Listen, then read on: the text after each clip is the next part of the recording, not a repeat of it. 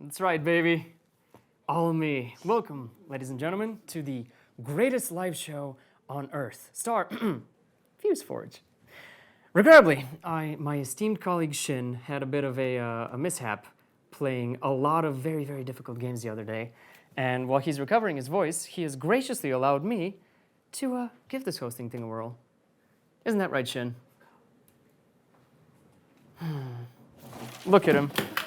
He's a bit like off center. He's a bit destabilized, right? High five, bud. Okay. Come on, don't leave me hanging. Come on. Oh, you adorable son of a bitch. All right. Actually. Anyway, hi. Welcome to StarForge. Today, as you all know, is our Sunday show where we played the highest stakes League of Legends for all of the marbles. Last week, we saw Team Fire destroy Team Void. And, as you know, each coach made their final decision on who their team is going to consist of. That is locked in until the end of our show. Then, during the scrim days, we had a bit of an upset. Team Tellus beat the ever-living crap out of both teams, so let's hope they learned something from the scrim days. Now, Okay. that's what's up, Shin. Now, let's see what happened so far with a brief video recap.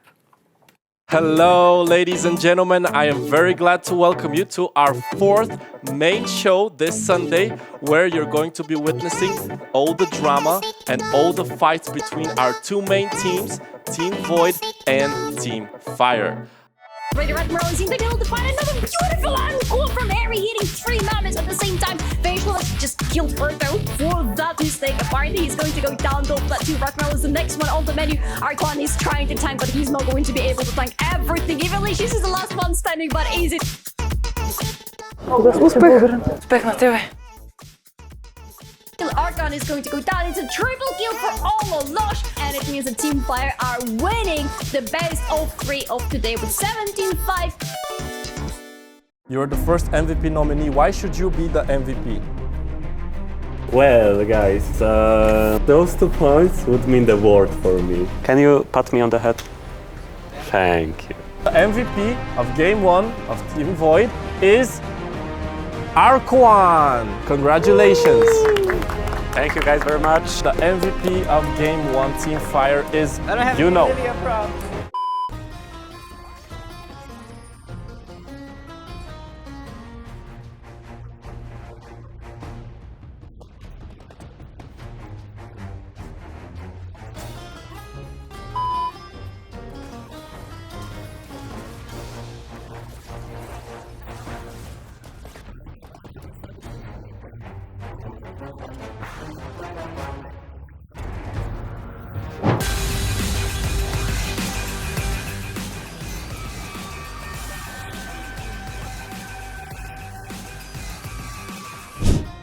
What's that? What happened? Forgiven broke your fingers after last scrim? After the triple remake. He was like, you can't play Zaya, you don't need your fingers, and he just snapped them. Oh, he just snapped them? Yep. In game. In game. It happens.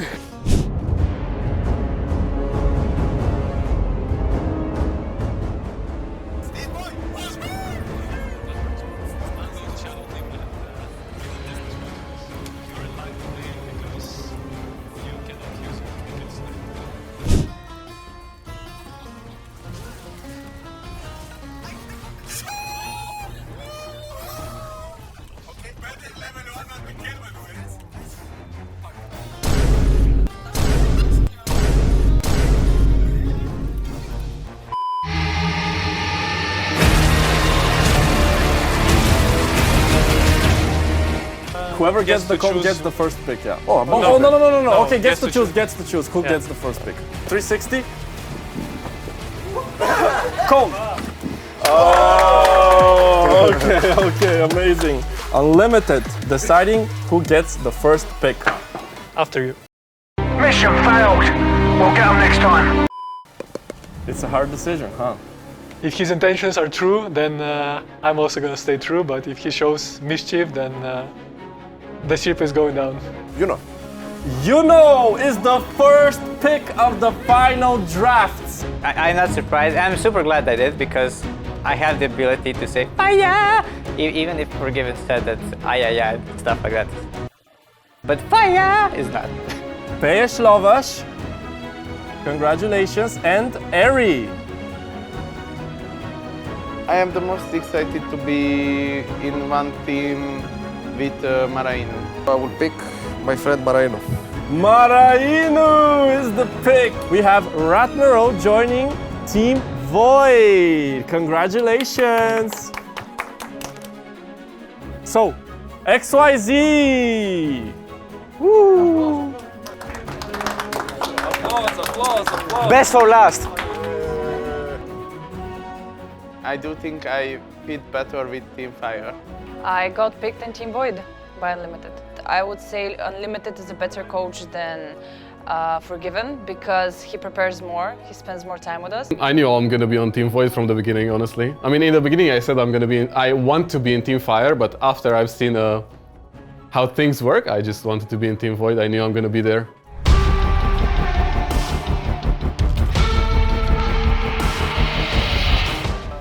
Two specific words to say to your fans. Polska górą. Now we're discussing, but he almost scammed me. No, what?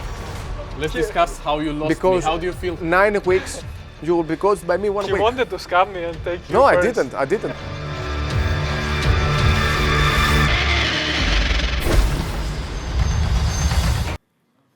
Welcome back. I have our two seasoned professionals, our veterans, our seasoned professionals, let's leave it at that. Both are coaches. Gentlemen, welcome to the hot seat. So, you selected both of your teams. You are locked in. Let's start with you. How do you feel about your choices? Pretty confident. I do think that we couldn't really go wrong. I think all the contestants are fine individuals and have a lot of potential for growth. So I think no matter what the teams end up, I would be content with it. But yeah, I'm pretty confident for today's game. So that's a decently diplomatic answer. How do you... I'm a diplomat, yeah. How do you intend to sharpen the iron, as it were? What are your plans going forward? Without revealing too much, of course, to the enemy coach. We'll work on some strategies that we'll prepare for future weeks. That might win us the games or might lose us the games, but we'll see how it goes. For my own peace of mind, as somebody who is very much into physicality, have you devised any type of training regimens for your players, something to give them a physical edge in the matches? Physical edge? I mean, we do have Ratmiral, he's taller than everyone else, so we already have the edge there, but no, we mostly play league, Can't go wrong with that. Forgiven, same question. How do you feel about your team selection? Could be good. I felt it felt nice, or nice. It was rather moderate because I know Peter was gonna scam me, so I prevented it from happening. I'm gonna keep saying it until I die, obviously. Joking, I'm joking, obviously. Other than that, I mean, we both knew from the second week what we wanted, kind of. So the last week especially, the last day we came into a conclusion, kind of, and the only left piece was the mid lane piece, which Peter successfully scammed off me.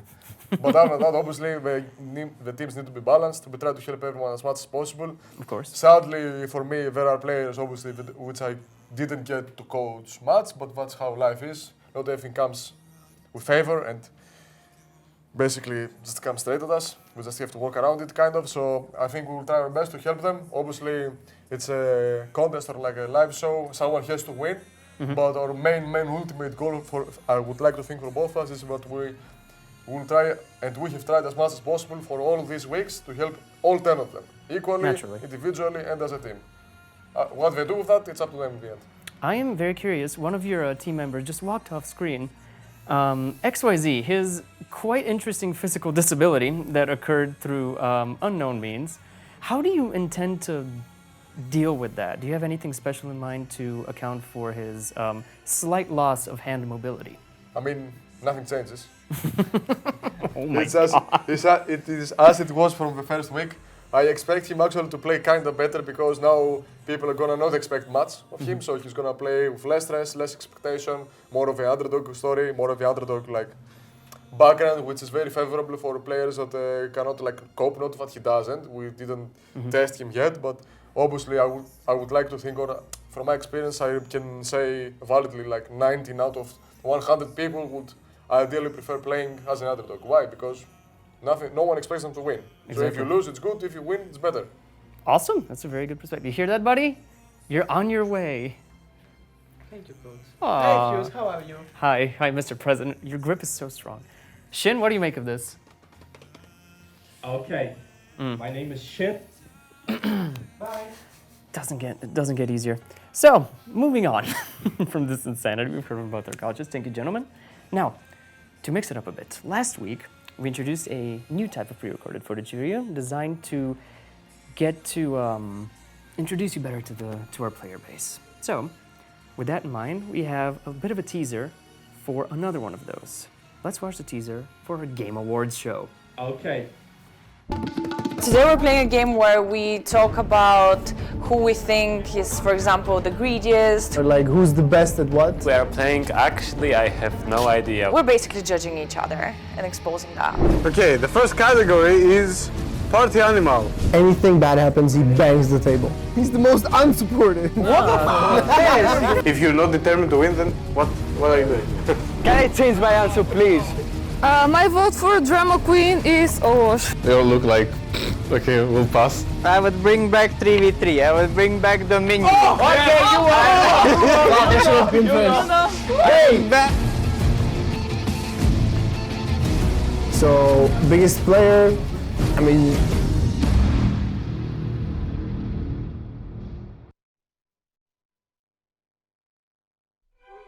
Okay, the first category is party animal. The contestant that is the life of the party. I think that contestant is no other than Marinu. He's always talkative and energetic. I don't know, he's probably doing some weird stuff. He's always too energetic, I'd say. And he always drinks Coca-Cola. Maybe because of the sugar. I picked TV, but I got it strictly like party, like actual parties. Okay, I wrote down Marino for the party animal. Vote Marino for party animal because he always gets back at like 5-6 a.m. and I cannot sleep. I have not slept in days. Don't go back to the hotel, man. He's Sleep playing here. Crusader Kings. Come on. I wrote myself. That's fair, that's fair. Because I know myself. It's the tree and the car. That's all. I'm tying the vote. I vote Evilicious to be the party animal. She's the only person that whenever, with Marino as well, I was actually debating who of the two I should write. But I wrote Evie because, I don't know, whenever there's a party, she is the party. She's always talking, she's always drinking, she's always communicating, she's always... Drinking cola? Drinking cola? Drinking cola and saying fun stories. I chose Evie as the party animal of the group because she might be the only person that whenever I go to her and tell her wanna drink or wanna spend time together or wanna party, she's always up to it. No matter what she's doing right now, she's always up to a party. I wrote XYZ because I wrote he is insane because wherever XYZ is, there's always something going on and he's always up to something and most of the time he hurts himself in the process, but it is very entertaining to watch. I wrote Evie because we all know she has a wide knowledge of stuff that goes on at parties. No. I have written myself because I don't know. I always bring the redacted to the parties and stuff. So. Yeah. Yeah. The redacted. Okay, Yeah. you know. I wrote limitless Stuff. She always does like random dance moves and shouts when we were drinking Coca-Cola. I wrote down Eddie because I feel like she just goes crazy every time. Am I the only one who sees it? No. Yeah, I saw it as well. I was thinking of writing her down. Who thinks Evie is the party animal of the group? You can vote for yourself. You can vote for I can vote for. I'm voting for myself. Can I even do it? Can it fit? Oh my god! Oh my, allow it. Stop painting, bro.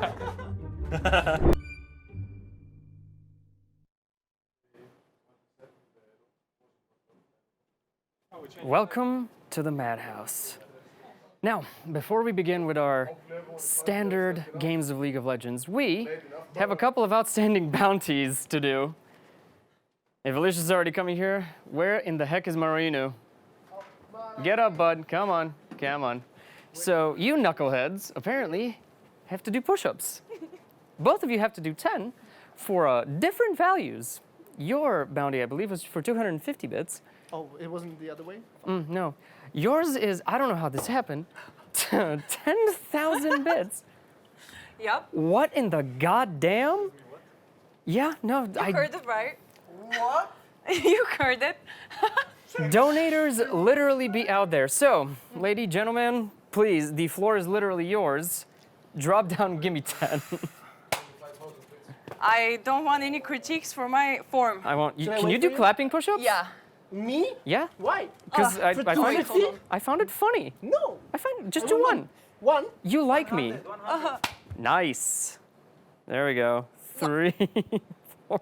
You're going too fast. Y'all have to count for yourselves. This is get a shot of these sweet kicks. Waiting for you. Parkour. You're good. Parkour. Do a kip up. You can do it, David. What is it? Jump. Yeah, sure. Whatever. Whatever. They've done it. Did you do it? Yeah. Are you okay? No. There's so much pain in your eyes. Look like you're about to cry. I don't do push-ups. Look at my noodle arms, man. You're gonna be fine. Yeah, Back I'm to your not stations. Come on. Back- Congratulations. Thank you. Christ on a cracker. I would like to call out Ari. Her Twitch is in light mode. It's like flash banging me from off screen. Anyway, before we begin, Mom, put on dark mode. You're wearing glasses already. everything is in light mode and I have no idea how to make a dark mode. I'm so sorry. That's what we have a production team for. So, a slight change for this week and going forward. Wins are going to bring the winning team's participants 16 points compared to the 9 points all of you received before. Additionally, every MVP vote and win now counts for, well, every MVP, every MVP vote, let's try this again, brings you 4 points instead of 2. With that, let us not waste any more time and introduce today's casters. Oh, pardon me, I've just been informed there's a leaderboard before we introduce our casters. They're still warming up. So, at any time, the leaderboard is going to pop up on screen and it's going to be beautiful. Ari with, I want to just look at her screen, with 92 points? You're killing it. Next up, Evalicious with 87. The ladies are killing it. Third place, Yuno with 85. Alalosh in fourth with 82. Marinu with 74. Limitless, 66. Ratmerl, 61. And now I can't see it, so we're just going to stop there. With that, I can now throw it to our casters because I am a consummate professional and everything happens when I say it. So, casters, introduce yourselves. There you have it. Thank you so much for throwing it to us. Of course, as I almost said as always, but as per usual, at least for this week, I'm joined by Solari. Solari, so nice to have you here with me again.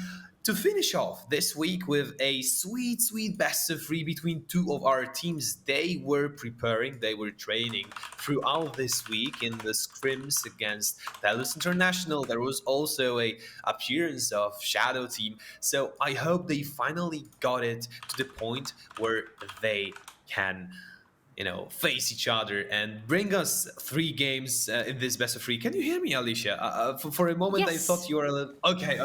I was just... You were checking your headphones. I was a little bit worried, but there we have it. So, yeah, that will be it for this long openings scene, at least from me.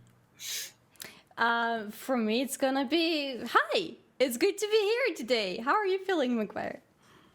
Good. I've just finished like an hour ago my day at the university, so finally I can get my hands on some League of Legends action. You know, I was this bookworm, studying for tests, studying for thesis, what not, boring stuff, the boring usual stuff. But finally, I've gotten back home, and we can see the best of 3 that's ahead of us.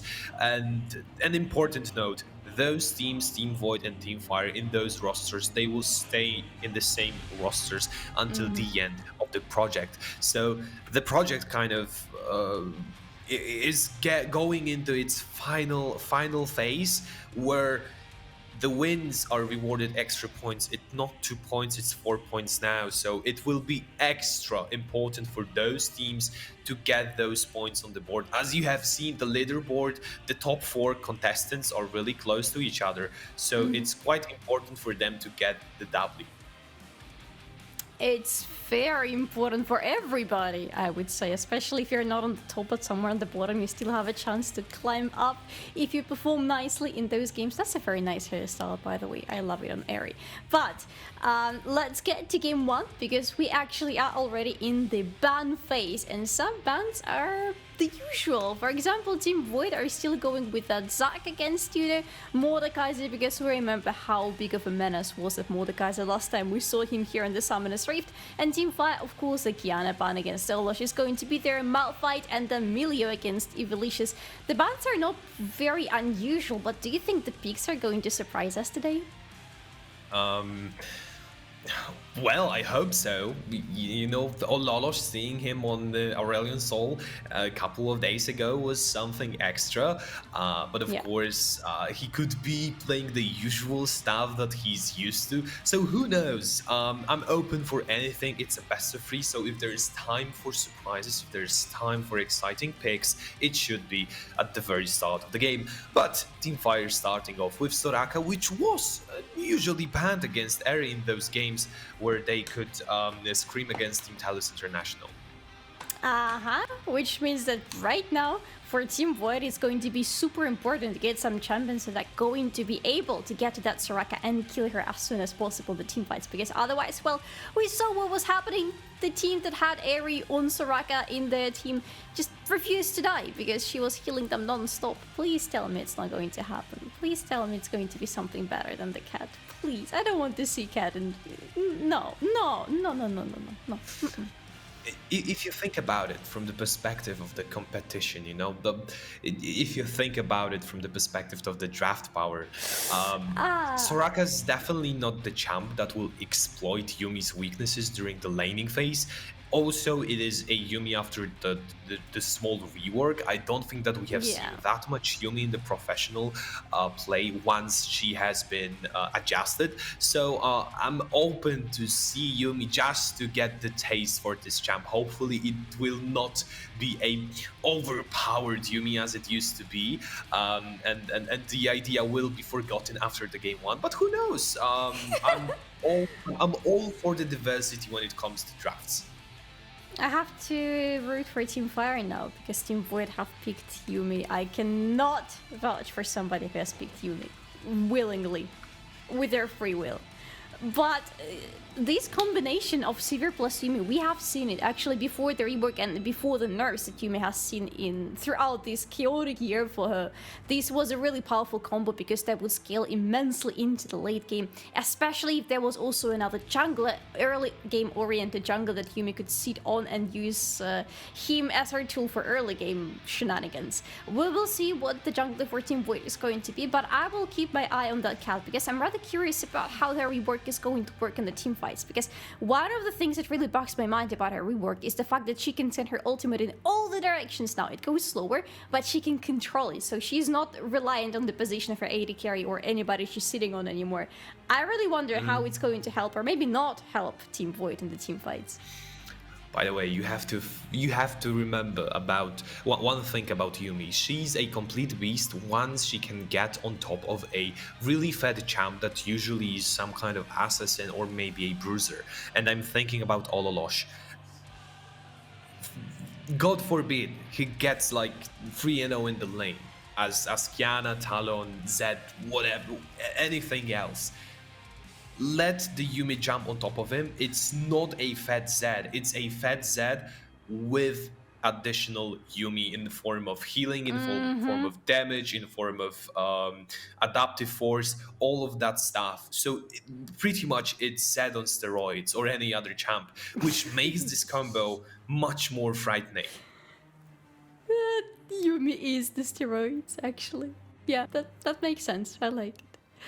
All right, let's see what's happening with the other picks, because for Team Fire in the meantime we had Ash plus Maokai added to their roster, and there is a Scion for Team Void, so already they're looking into a lot of engage. While for Team Fire, Control is definitely their second name right now. Like, look at all the things that they can use to control Team Void and not let them dance around them in the team fights. And another bounce from Team Fire as well, because Orlensol against Olosh, something you mentioned before, and Vayne because, well, we all remember those Vaynes.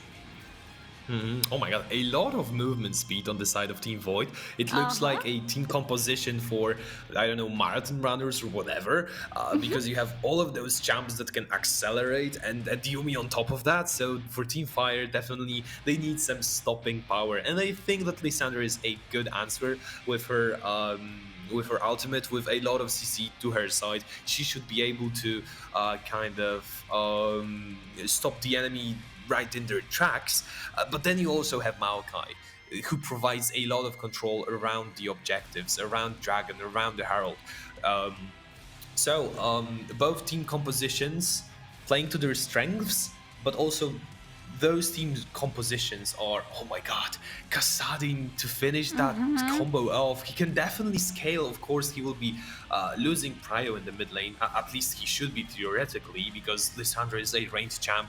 She should have easier time clearing the waves. But once he scales a little bit, once Yumi gets her items and just jumps on top of him, kind of glues herself to Kassadin, oh, he will be a force to reckon with.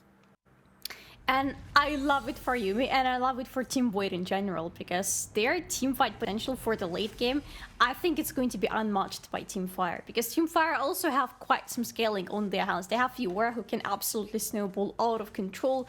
They have Maokai and Lysandra, who both are going to be very potent in the late game, but I don't think anything is going to be able to match what Team Void have drafted for themselves, especially because of that Kassadin and Lilia on top of it. The only thing is that Kassadin and Lilia could be a little bit too much AP damage on their side, but on the other hand, there is no tank on Team Fire. There is nobody who is going to build specifically magic resist against them. Maybe some merc threats, but that's pretty much it, right?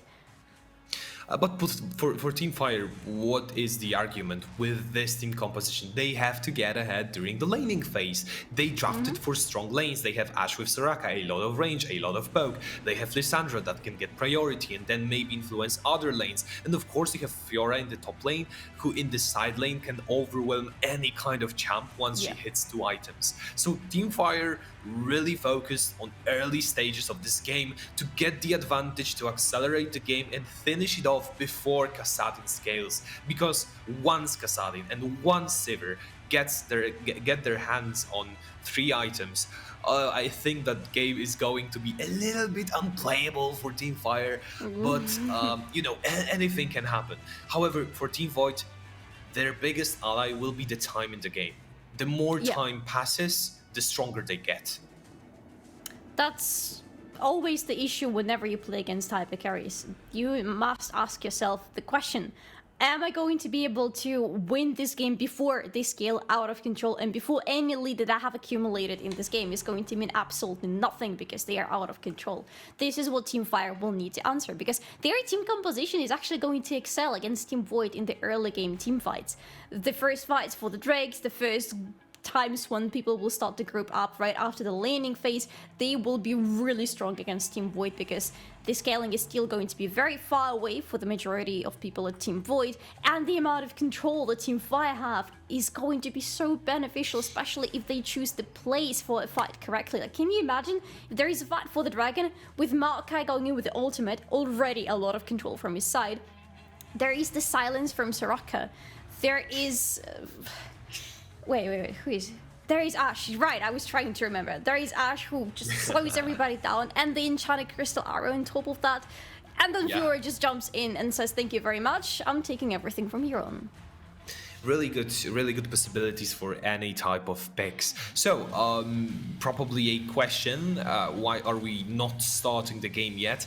We've got the info. So, if you remember the games against Team Shadow, they've had this handicap level at the system, where once they've lost the first game, then the handicap would be applied. And one of the handicap rules was that Team Fire / Team Void, I don't remember exactly, could meddle with the settings of the other team.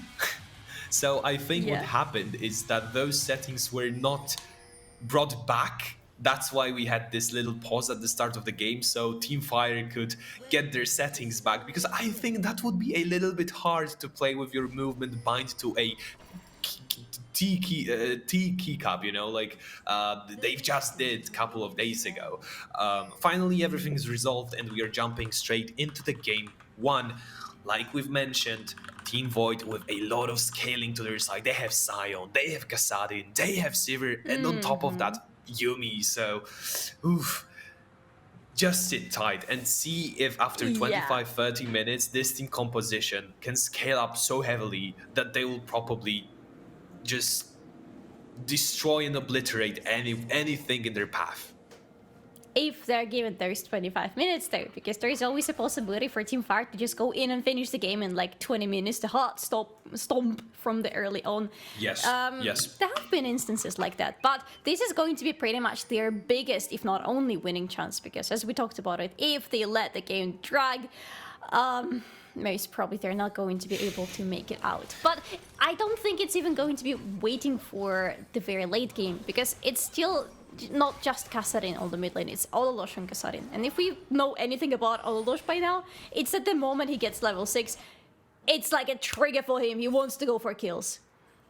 Oh yeah, definitely. He went for the electrocute. That's not the usual rune for Kassadin. He's starting with Darksteel, so maybe he's hoping to get some early kills. Maybe he wants to get involved in those skirmishes, because something that happened with Ololosh playing Kassadin, you know, throughout the season, was that he got fed in unforeseen circumstances, and he didn't even need to hit the level 16, you know. He just snowballed the game from the point where he got this big lead. Let's see if FaZe Lovas has, you know, learned and improved how to actually stop Ololosh, because in most cases that was his main goal. It has to be his main goal right now as well. No, not both of them. Only FaZe Lovas is actually going with the Ignite. Both of them are going with Electrocutes. This rune is super strong in the laning phase, especially if you manage to get up close with your enemies. So whoever of them is going to be able to do so could win the trades, but I'm looking at that Ignite on Lissandra, and if I were Kassadin, I would be very worried about going into trades pre-level 6, because if anything goes south, he might not be able to get out of them anymore. And so top lane, I mean, when it's Stratmir and Marino on the top lane, do we expect anything else but them bashing each other non-stop? Well, Marino was almost voted a party animal of the pack, so I expect him to bring a lot of heat into the top lane. FaZe Lovas with an early roam. It looks like they're setting up for a dive, but Sion, he's really tanky, and I think once Lissandra showed on the map, they will not go through with this idea. That would be super risky for them. It's really hard to tower dive Sion, even if you have a big wave. It's still Sion, he's going to survive for a long time. And even if he dies, he can still go on and kill you under his turret. So, and Arcana was around. I'm not sure if they saw Arcana, but just the fact that the jungler was around definitely helped the top laners stay calmly under the turret for a little while longer. But why is everybody around the mid lane all of a sudden? Especially you. That's something Ololosh should be worried about. And he's going actually right now onto Ololosh together with his mid laner. Here comes that Ignite we were talking about in FaZe Lovas. Has to feel his blood. And there you go, what an amazing setup from the side of Team Fire. That was an exquisite connection of all of those skills, and you can see the CC chain layering. Once you get hit with one of those abilities, you are just dead. And I've almost had a chance to mention one of the life hacks for Kassadin, but that will have to wait, because Marino is looking to get a solo kill in the top lane, but he doesn't have enough damage. He does? He has the damage. Maybe he doesn't have the damage, but he has the audacity, okay? Ratmiral flashed away from him, he flashes right after him, and he goes on for a kill, and Ratmiral was not able to get a revenge on him. It's just a pure solo bullet kill on the top lane. That was a party beast move. Definitely a lot of confidence in Marino, because he started this. He finished this trade off with the repulse that you usually use to dodge any type of CC from the enemy. So I was talking about the life hack for Kassadin in this game. He's definitely looking to get his hands on Mercury threads. these boots have immense value into the enemy draft because you're playing against double AP in mid jungle, and also they have a lot of CC. So this tenacity, it goes without saying, it will be one of the most useful statistics for Ololosh. And playing Kassadin, you're always in the melee range, so you need this tenacity to make sure that you will be safe once you jump in. I wouldn't be surprised if the majority of people from Team Void actually decided to go into Mercs, because, come on, the amount of control and the amount of aggression on the bot lane all of a sudden, because Limitless just threw in an exhaust onto XYZ, because XYZ was really going in with the damage. But no kills there yet. Maybe I think they will keep exchanging like that. Ari wants to go and try to get some healing back from her opponent. Yumi is just, flying around, and the AD carries are just having the usual AD carry shenanigans. I wouldn't be surprised to see a kill on the bot lane, maybe coming from Team Fire, but it doesn't look like it's happening now. They need level 6. Before that, it will be hard to get a CC chain, and Sever plus Yumi look like a combo that is really hard to punish. You have a lot of you have a lot of shields, you have a lot of hails, you have a lot of speed ups, so it will be just hard to completely shut them down. But maybe something that you can look for is to stack waves, that maybe threaten dives, or once you have stacked wave, just try to crash it into the enemy tower and then get priority by moving into the river. There's a lot of possibilities for this duo from the side of Team Fire, but they are not screwing the cork so tightly. Sever and Yumi, they're doing just fine. They are completely fine when it comes to a CS department. They have never been pushed to the brink when it comes to any chance of killing them. So far, so good. The bot lane for Team Void is doing exceptional because they want to scale. Like we've said, they want to scale. This didn't happen in the mid and the top side because both Kassadin and Sion dropped. So at least Team Fire has this going for them. I think bot lane just not dying for Team Void is already a win for them.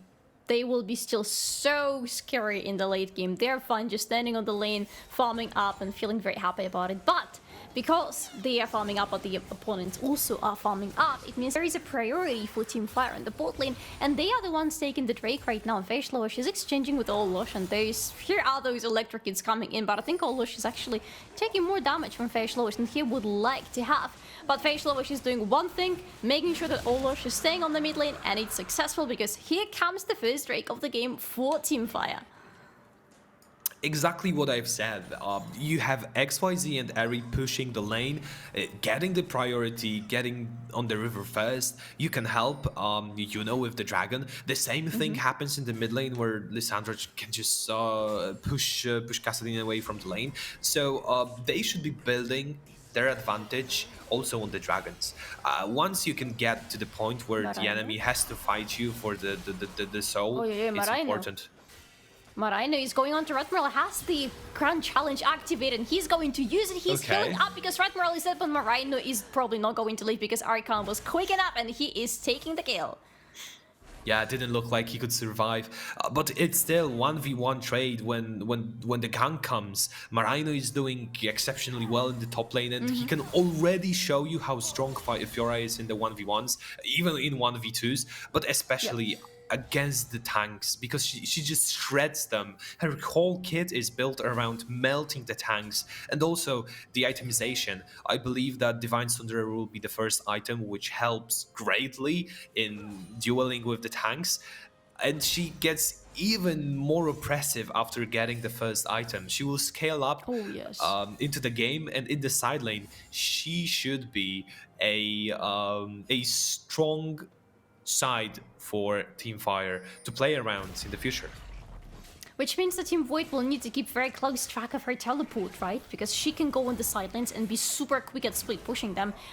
But there is a need for her to join a team fight. She's going to be there. And speaking of fights, she actually is fighting with Radmiral again. There is an ultimate of Yuno coming in, rooting him down. And Marino really wants to get another kill because Radmiral is trying to get away. He's going to pain drain himself out of this situation, and he is safe. But bot lane is fighting in the meantime too. Look at those health bars. They're extremely low. Oh my god, there are even flashes on the bot lane. Okay, Radmiral is alive. We know it. Limitless, are you alive? Yeah, he seems fine. He seems fine, but that was really close.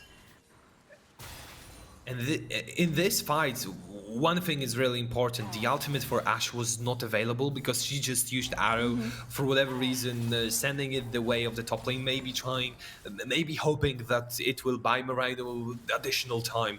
But this time around in 2v2, she did not have the access to Arrow. And I believe that if XYZ had the Arrow, the kill would come their way. Look at how low Limitless is, and he's still staying. So, he's gambling with his life right now.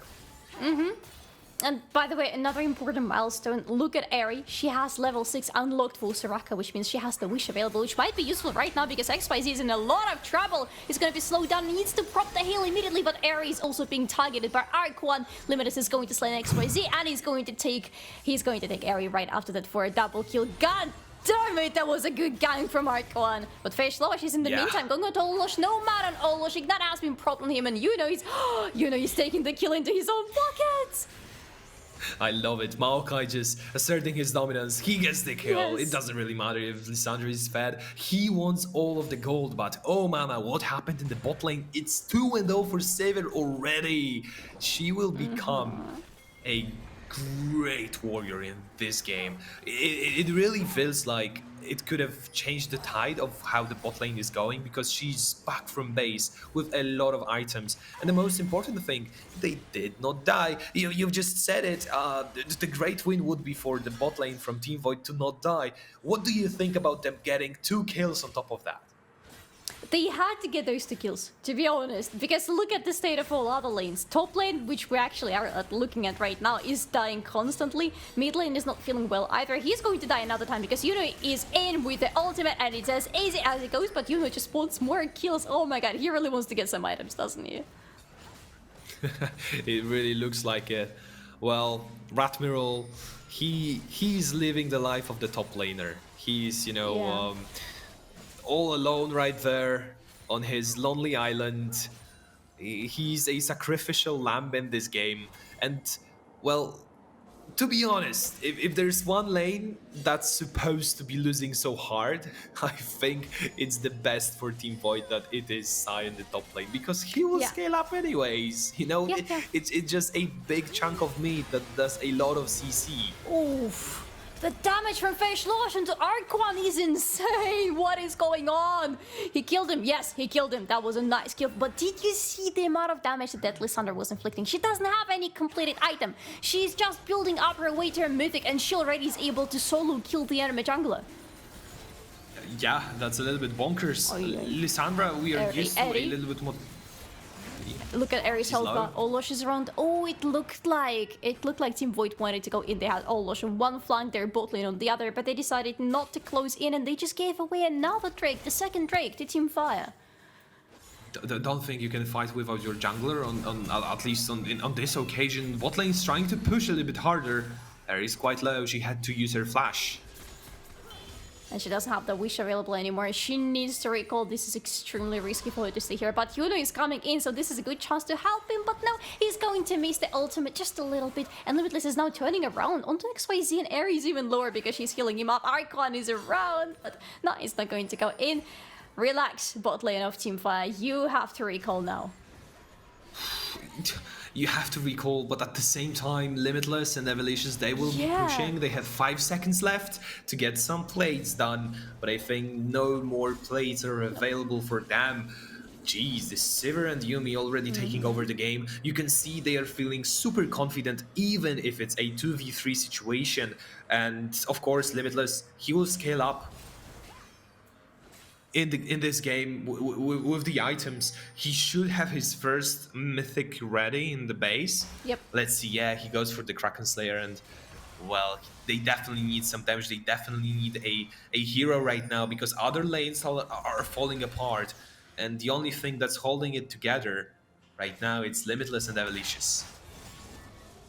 Archon is helping a little bit too, to be honest. He already has his mythic item, has a kill and 2 assists, but yeah, the bot lane needs to be the hero of this game, unless the game is going to go up to like 30th minute when Olosh is just purely going to outscale everything that moves on the Summoner's Rift. But right now, the bot lane of Team Void is in a really good spot. They are putting a lot of pressure on the bot side of the map because of how much wave clear they have. It's really hard for Team Fire to time up whatever they want to be doing around the lane, because even as we saw in the end of the previous fight, right, they needed to recall because the health bars were not existent, but they couldn't because the wave was always not on their side because of the wave clear from Sivir. This is a really tough situation. You don't want to be like that when you're a bot laner yourself. By the way, I think that you can clearly see that those players, they mean business. They know that those games really will take a huge toll on general standings. So it's quite important to get as many points, as many wins as possible, and also to show a great performance. All of those guys on the server trying their hardest to be the difference maker. Let's see if Maraino can make it again. Yeah, he could. I think he could. But Archon is around, so that was a really good call from Marina, who saw him on the ward to not go any further. Fishlosh, oh, he's trying to go for some more kills too on the mid lane, were not enough. No, wait, there was one on the top lane. Or was it? No, that was an assist because Yuna got the kill. So mid lane, but it's not enough for him. He wants more. Archon starting off Herald in the top lane.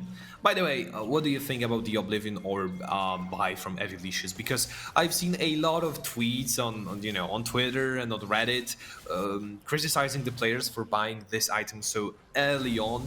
Also in the instances of the mid laners, I don't know, going for example against Sylas, and the math doesn't really support this item choice because the health reduction, which is just isn't strong enough, and you definitely need your mythic item as Yumi. What's happening in the top lane? It's Marine and Archon. It's Marine and Archon. They are having a standoff, jumping around. There is a grand challenge from Marine who propped onto Archon, but Archon is healing up because he's Lila. He doesn't care. He's hopping up, but no, he's not going to hop enough. Marine is going to dash into him, but now he's together with Ratmiral. The Crystal Arrow is not going to hit Ratmiral, so Marine is on his own. He doesn't have any mana, just enough for one dash. Is it going to be enough? But Olosh doesn't want to make it enough for him. He's jumping in right under the turret. It's a shutdown for Kassadin. Ouchie. Kassadin getting a shutdown, that's some bad news. And Maraino, even though he's managed to outplay a gank yet again, he also is the victim, this time around, of Kassadin. And like I've mentioned before, I don't think that Ololosh needs to hit level 16 to be useful at Kassadin. Look at him, he's 160 CS. In this game, he's managed to get the kill. He's level 12. He's doing well. He's doing just all right. So, it's about time for him to show up in those team fights. He just wants a little bit... Okay, he wants one more item, and then he's going to be completely unstoppable. But even without the item, with Yumi sitting on him, he should be feeling just fine in those fights. And we are going to see a fight, because the Infernal Drake is up, and this is the Infernal Soul in this game we're talking about. One of the best ones available on the Summoner's Rift right now, so both teams need to fight for it, especially Team Void, because there are 2 dragons down, but Team Fire already here. They have the ultimate from Yuno, so everybody from Team Void needs to get away, because they are going to be rooted just like Ratmiral. There's an ultimate from Yumi coming in, but not really doing too much. Yuno is going really low. Oh, the wish is going to keep everybody alive for now. Is it going to be enough? Shut down for Olosh, and they're going in. Limitless is going to kill Fiora. That is a very important kill right now taken for Team Void. They are still chasing it. Ratmiral still dead, but trying to fight back. XYZ trying to find somebody. Yuno is going to be dead. Archon is dancing around him, and it's going to be enough for him for a shutdown. Limitless is staying far away. He's low, but he's fine because Archon is around and Yumi is around too, and it's a shutdown for them, and it's an ace for Team Void and a dragon for Team Void. I don't think that they have already scaled, but this was enough. A lot of damage, I believe. Ololosh jumping in with his Rift Walk stacked up, and that was just enough to get the W in this fight. And it's an important one, because you're also getting an access to Dragon, which stops the stacking process of the enemy team. Yes. 20 minutes in, it looks like Team Void managed to turn the tables around and they might be in the driving seat. For a scaling team, there couldn't have been a more perfect soul to ask for, and especially the situation with the dragons to ask for, because 2 dragons at Team Fire, yes, there are 2 dragons close to the soul, but also it means that it's a possibility for Team Void to stack 4 dragons, and each of them is going to give a boost for them, but Ratmaral is not going to be thinking about it right now. He's thinking about trying to stay alive against Marino. He actually is. Okay, good job. He's tanky enough already with the heart steal. But it's going to be 4 dragons for Team Void. Yeah, well, there is. I don't think there is any counterplay to Fiora other than just trying to walk away from her range, because Sion's never supposed to take a fight with her and actually win it. So Marino, he will still be on his mission to punish the side lane, but it gets increasingly harder once Sion gets some items under his belt as well, because he's just stacking tankiness, he's just stacking HP, and Fiora... is coming in. He has even leashes on him and Limitless around as well. And Limitless is actually the one who is going to take a kill here. Olosh was hunting for a really long time, but finally he found his prey. I think even though Forgiven... Archon? Okay. Oh, Archon is going to die. The Crystal Arrow just hit him right on spot, and it's a shutdown for Facialosh. And they are going for a Baron. Look at that. Look at the audacity of Team Fire. Can they do it? Of course, there's no jungler on team of Team Void, but they can definitely pick up a fight. However, they might be just too late for that. Yes, it doesn't look like Limitless wants to have any business with the Baron. Ratmaral wants, but he needs to get away right now because he's going to be stopped and killed. Okay, he's going to get away, but this is all of a sudden a Baron for Team Fire, and the fact that Team Void was winning the previous fight before that and was winning on the map before that is suddenly becoming weaker. I cannot believe that they got away with Baron in such a situation. Ololosh had the teleportation all this time. He could be there in the blink of an eye, but they were just unaware. They didn't know, and this is how Team Fire managed to snuck this Baron just before their noses. Well, how much it changes, because of course you get a big surge of money into your pockets, but the most important thing is how you can actually put it to use in form of pushing, in form of CG. Olosh is going for a very nice flank maneuver right on the area, and when area is down, you know you can continue immediately. Facialosh is still trying to leave because XYZ is nobody is going to leave because of that. A very good answer from Team Void, and whatever we wanted to talk about with the, all the opportunities opening for Team Fire with the Baron buff, Team Void just completely neglected, denied all of them. What an amazing TP from Ololosh, and I think that the biggest issue that Team Fire had in front of them was that they weren't on the same page. Yuno should be with the rest of the team. Maokai is the only tool that can stop Kassadin from jumping in and tearing his team apart. Once you don't have Maokai to support you, to defend you, to guard you, Kassadin can just jump on top of Soraka and Ashe. What are they supposed to do? They cannot do anything against him. He has so much damage. He's superior in those type of fights, as well as Limitless. Look at him, 6-0-4, and even though Forgiven is not a coach of Team Void, I think he should be happy. He should be proud of his boy from Greece, because Limitless, he's playing out of his mind in this game. Honestly, yes, he is. He is great. He stole at least one of those kills, but all others were absolutely taken by his brute force. The thing is, though, right now he's super strong.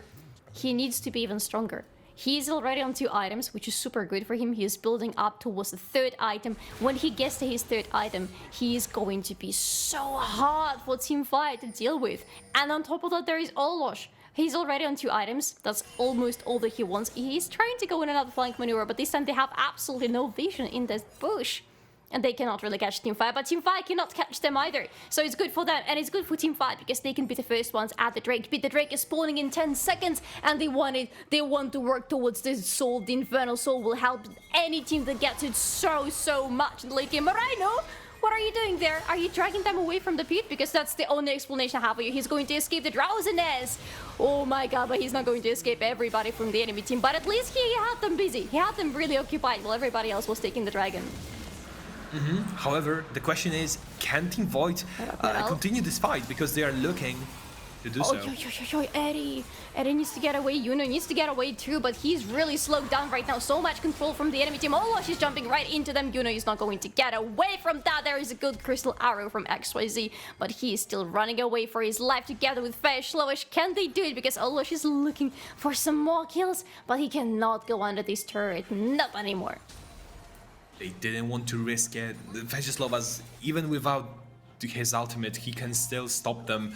And I think that this trade is a good one for Team Fire, because they've gotten their hands on third dragon, which is the infernal one. They are ever so closer to getting the dragon soul. So in 4 minutes time, if they can survive this, they will definitely go on and fight for their lives on dragon, because right now it looks like it might be the saving grace that they need.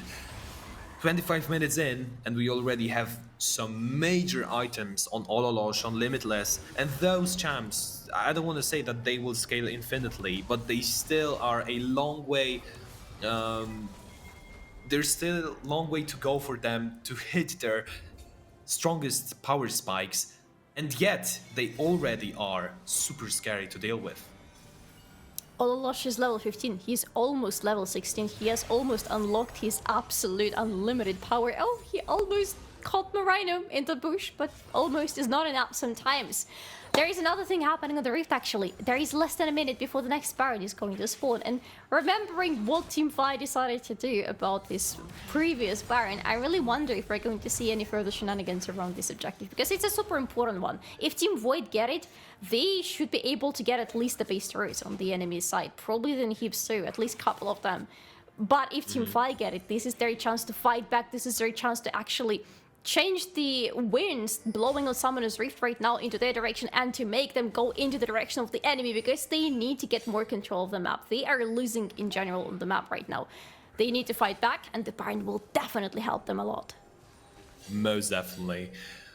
This team composition of Team Fire, they have some tools for sieging. You can definitely zone the enemies off with Ash Arrow, with Maokai Roots, but besides it, the enemy team has Sivir, and she's a perfect answer to any type of minion wave, because she can just spam her Q, her W, and the wave is gone. So if you do not... Okay, what's happening? The TP to Baron? Are you doing it again? Yes, they're doing it again, because everybody into the bot lane, because Marino was there, but now everybody is at the Baron. Are they quick enough? Because Olosh is around the corner. He has Yuumi on top of him. He can jump in. Yuno is around as well. He's going to be stopped. Blue team has slain Baron. Not sure, but now they need to run away. Eri is so low. Oh my god, XYZ is dead. Eri is dead as well. Marino is the next one to die. And Fesh Lowish gives a double kill to Limitless. They're chasing Yuno, who is the last man standing, but it's not for long. It's a clean ace. Almost a clean ace, okay, but still a good one for Team Void. And like the lyrics of one of my favorite songs say, in the end it didn't really matter, because Kassadin and Sivir, they scaled up and they were fast enough to at least take the fight. They don't really care about Baron, because once they got the win in the team fight, they can finish this game off in under 30 minutes. This team composition that needed and required some time to scale finally hit their mark, and you can see how strong they are in the team fights. It was 1-for-5 trade in form of Team Void winning the game. Congrats to them for starting off best of 3 with 1-0 lead. A huge congrats to them, because that was a beautiful game from them. And it was so important for them to not lose in the early game, right? Because we talked about it, that was the biggest chance for Team Fire to win back, but they didn't. In fact, they got the leads for their jungler and for their bot lane, and these leads were more than enough to drag them through the early stages of the game, through the first half of it, and after that, when the items finally hit, they became unstoppable. In this last fight, there was a Rabadon's death cap on Kassadin. Can you do anything about Kassadin with the Rabadon's cap? I don't think so. Unless you have more damage, you really can't. It looks like Fuse is ready at the side of headquarters, so we'll hand it to him.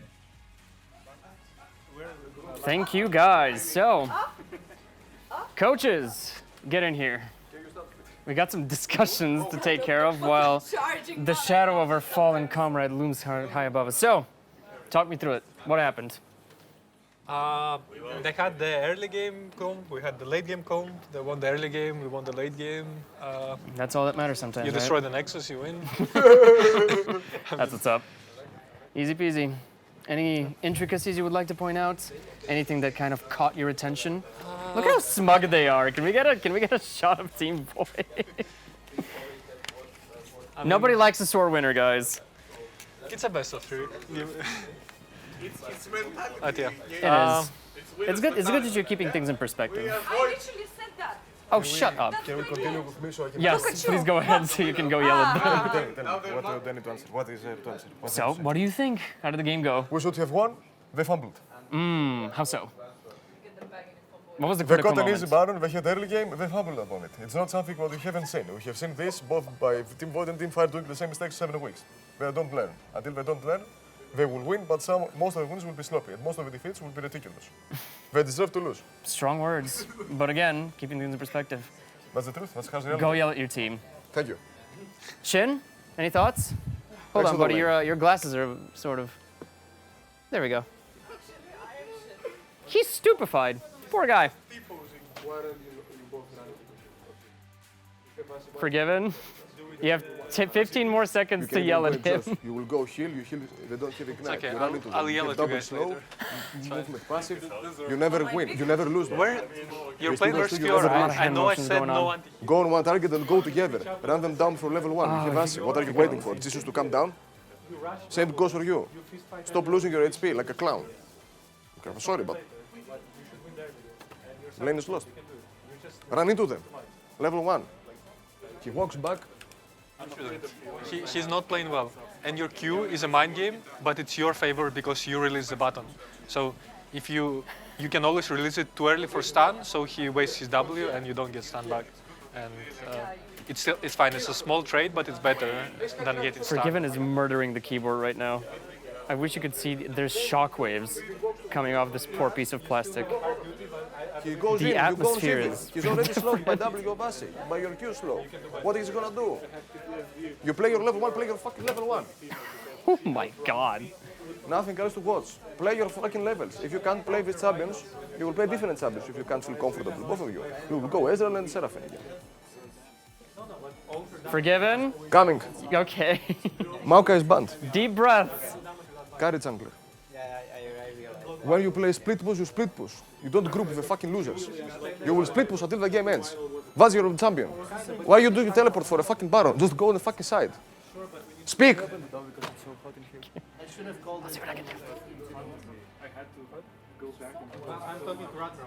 You see, people can't compute. Carry jungler. Hello. Breathe in 4 seconds. I'm ready, tell me. Go, go, go. Jesus. Okay, well, you gotta choose your MVPs. Who do you fancy? Who do you want to punch the least? Marino Feye. Cool, Marino, Feke, get up here. Marino's legs were at a very weird angle. Do you play like this? Yeah. Why? I don't know. You don't know? No, it's just comfort. We need to have words about ergonomics, my dude. Okay, so, gentlemen, you've been selected as MVPs of Team Fire. Please state your case. Starting with you, bud. Your skin is glowing. You look awesome. Yeah, it's much better to play when you are actually not dying. Yeah, when you're not dying. It's amazing. You can tell Shin, like, look in his eyes. He's graciously accepted to be your receptacle for cases. Shin. He's a paralegal, don't you know? Yeah, I mean, my pick, Lissandra in own, it's very dangerous because enemy mid laner is crying about one of her skin, and I am not allowed. got the same skin. Stop shouting. No, I didn't. It's the different skin. It's the same. Okay, go ahead. Okay, you see, He's making your case for you. I'm mentally blocking his place. That's half the battle. Marino, what you got, bud? I don't Except know. bad knees, apparently. Yeah, well, no, the knees are fine. Like, the way I sat there was because of, like, just chilling on top lane, right? We usually do that. And then I don't think actually I deserved the MVP. I should have called off the team fights. Maybe should have split pushed more. Maybe it could have been winnable, but we will not know. I will definitely try more. We have confidence versus humility. Chat, it's up to you. Who gets MVP on Team Fire? You have 1 minute to vote, starting now. So, how do you feel about my gracious co-host for allowing me to take Fuse Forge to the next level? He looks Look at this the same boy. to me. I mean, Yeah, I mean, he's tall, same height. He has glasses. He's got throat problems. He's a bit, out of commission right now. It's fine. I'm still so weirded out by your legs. Why? Like, how many of you guys like sit badly? Like, who just sits normally at their desk? No one. No one. Ratmural. At least the honesty. Yeah. And he's normal. Looks like this. Yeah, because he's tall. This is how it works. If I were tall, I'd do that. Let's ask Shin if he does that. Do you get ever called Short King?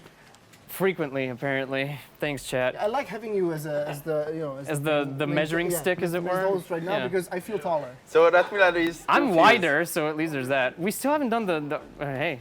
No, I mean, I forgot. Here's the thing. I gave up squatting because my knees are broken. Samesies. Buddy. Nice. Wow, it's a bit too much for me. Hey, get in on the love. You've been. Come back here. Come back here. The producers have told me that you win with 79% of the votes. Oh, thank you. I will try to do better. So apparently the trick is for me to not talk to you all that much. Congratulations. Now, who do you pick as your MVPs? Olosh and Limitless. Olosh and Limitless. Gentlemen? I made Limitless into what? My guy, are you wearing the Nikes with the socks? Let's repeat it without the. It's in fashion. German tourist. Which fat? Nice. You look like you travel across Europe in like a camper van. I mean, maniac. I do that. Okay, well, you're starting. State your case. Why do what's wrong with your elbow? Other one. I thought you. Oh Both my of god. them. I had the enemy mid laner gank me IRL. So that's why I deserve the MVP first of all. But we played the Ludel Kassadin again. You guess what happened? Insane stomp. But nonetheless, Limitless does deserve an MVP as well. Aww. But I still deserve it more, obviously. Well, by virtue of winning, I would guess so, statistically speaking. Limitless? I mean, it's all a loss. It's Don't all do a loss, that. but look. It's all a loss, but look. But look. Okay, but look. I won a lane that I shouldn't have won. I had the most damage. And Unlimited made me into a player. And Limitless combo, deadly. He made me into a player. He's the true MVP. I wouldn't have won that lane if it wasn't for him. So Ololosh is banking on statistic, you're banking on alliteration. I won you the lane. You can go slap him lightly after this is My done. last solo queue game was the exact same matchup, by the way. It was pretty easy. The same thing happened to them. No, for Shin. Oh no, you can give him high fives. He's been built for high fives. All the vote for both of them while we do this. You have 1 minute. So here's the thing. He lost his voice, but he gained telekinesis. He's levitating the Unocard, obviously. He's a sperma T-posing. Yeah, He's I mean, flexing do on you us. know how much back strength that requires? I was forced to like hold dumbbells, like 3 kilogram dumbbells like this, for 5 minutes. I made it to 42 seconds, and then I collapsed. I had to walk like an To orangutan. be fair, To be fair though. Go on. He's not there. He's Look, not there. look. He's not speaking. It's that hard that he cannot speak. It's the intimidation of Yeah. silence. Yeah. He's dominating He's with just the T-posing silence. and not even. Well, don't steal his gimmick. I love your necklace. It's really nice. Thank you. Thank you so much. How the both of you doing? What do you? What's up? Great conversation. Yeah. I can talk about anything. Want to talk about radishes? My grandma had Just radishes. do the same. That's a thing? I'm too It's old his for this. thing. Limitless, you win with 53% of the votes. Really? You do. It might be the Thank necklace, you. it might be the Thank you. stating the case. Are you allowed to? With that, By our far. MVP votes are done. Gentlemen, you may return to your seats and sit as uncomfortably as humanly possible, apparently. Yes, but. Yes, but? That's it? Stay in your lane, bud. So, with the MVP vote, we now are going to remind you what these incredible physical specimens are capable of outside of League of Legends. Let's throw it to a brief video recap of our challenge day this past week. Welcome, welcome, welcome, ladies and gentlemen, once again to our StarForge Challenge Day! Today we have prepared for you a really interesting game. Game show type of game. A trivia quiz game. Let me explain to you guys the rules. There are 5 rounds. Each round, all of the contestants will get at least one chance to answer a question correctly. I'm really excited about it, although I'm kind of worried because I do be a bit silly sometimes. Am I good at quizzes and trivia? It's borderline. I'd say yes. The contestants chooses from whom they get to steal points. That's right, you don't get points, you take points. I'll try to steal from XYZ. Why did you steal from me? Principle. I don't want nice. to be stealing from anybody. I was just targeting Marino. Sorry, whatever. It doesn't matter. As I'm saying. Let's get it going then. Fuse, tell me when to stop. Stop. Okay. Let's go with who is the champion? Who's that champion once again? Which plays drums? Have it started. Come on. Gragas. Wrong. Oh, Eddie. Correct. you got it. I want to steal from you, man. Ooh, okay, the first turnaround. I'm gonna And who are you steal going from to steal? XYZ. From XYZ. Which champion created Blitzcrank? Victor. Flying through the questions. Who's that champion? Who are you going to steal from? Don't look at me like that with those eyes. They're not working. I'll try to steal from XYZ. Which champion was loosely inspired by Princess Peach from Super Mario? Uh-oh. Which champion's name is written in French? Fiora? I don't know. Nope. Fast. LeBlanc? Yeah! Hey. LeBlanc, bro, yeah. By the way, you can steal from anyone you Yeah, like. why did you steal from me? Principle. Ratmiro! That champion for 100, Shin. Wow! No way! They really are Who are sticking you to their going to guns. Of steal course from? I'm going to steal from my fellow top laner. Which champion is Kale's sister? Morgana. Poor tablet. So much. Thank you, Sean. I'll pick League History. League history. For 250 bits, answer your first question with an ooh-ooh voice. What is the age requirement to play League of Legends? 13. 13. He actually knew this. That's true. I read the TOS, man. Nice. I'm one of the few people who knew the age requirement for League because I read the TOS. I'm the only one who read the TOS. Nobody reads that. Oh, but I let's read see the on TOS these. like twice. You read I the don't know. TOS? Just once when I was bored, and the second time when I was invited to the Hex Technician program, because I needed to know like what to reply to tickets.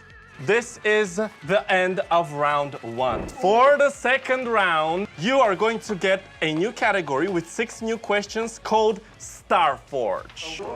Hold on. What? Yeah, for Eri, and I really like this one, she has to finish every sentence with a compliment towards me. For 30 minutes. I agree, my beautiful boy. Keep in mind there is a question for 150 points this time on the board. Are you prepared? No. Who are the champions that have secret lab chairs here at StarForge? It's Ari, it's Yasuo, it's... One more. Time. Fast, fast. Yasuo, Ari, Akali, and KDA Akali? Nope.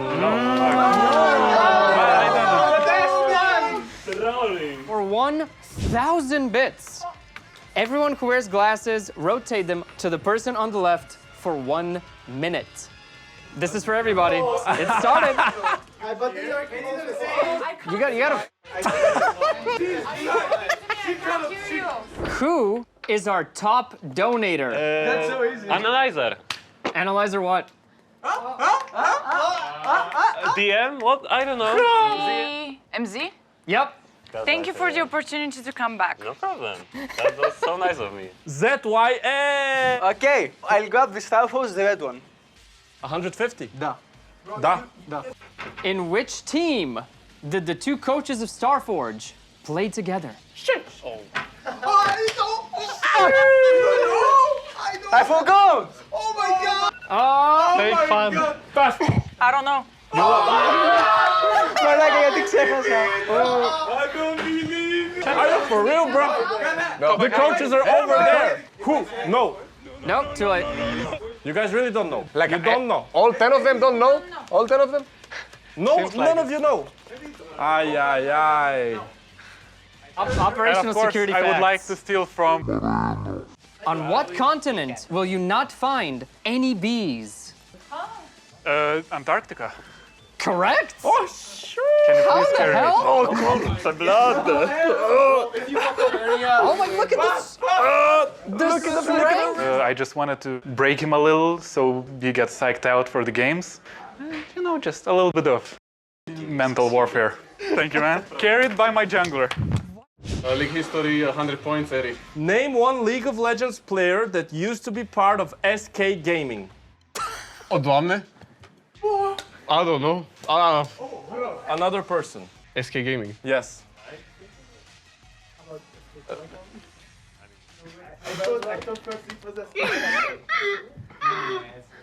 What? Ay, ay, ay. What? 3 days later. Anyway, children. I see it, man. How you are, you just have to say that you're fine when you're not really fine, but you just can't get into it because they would never understand. Both of the coaches both played in SK, by the way.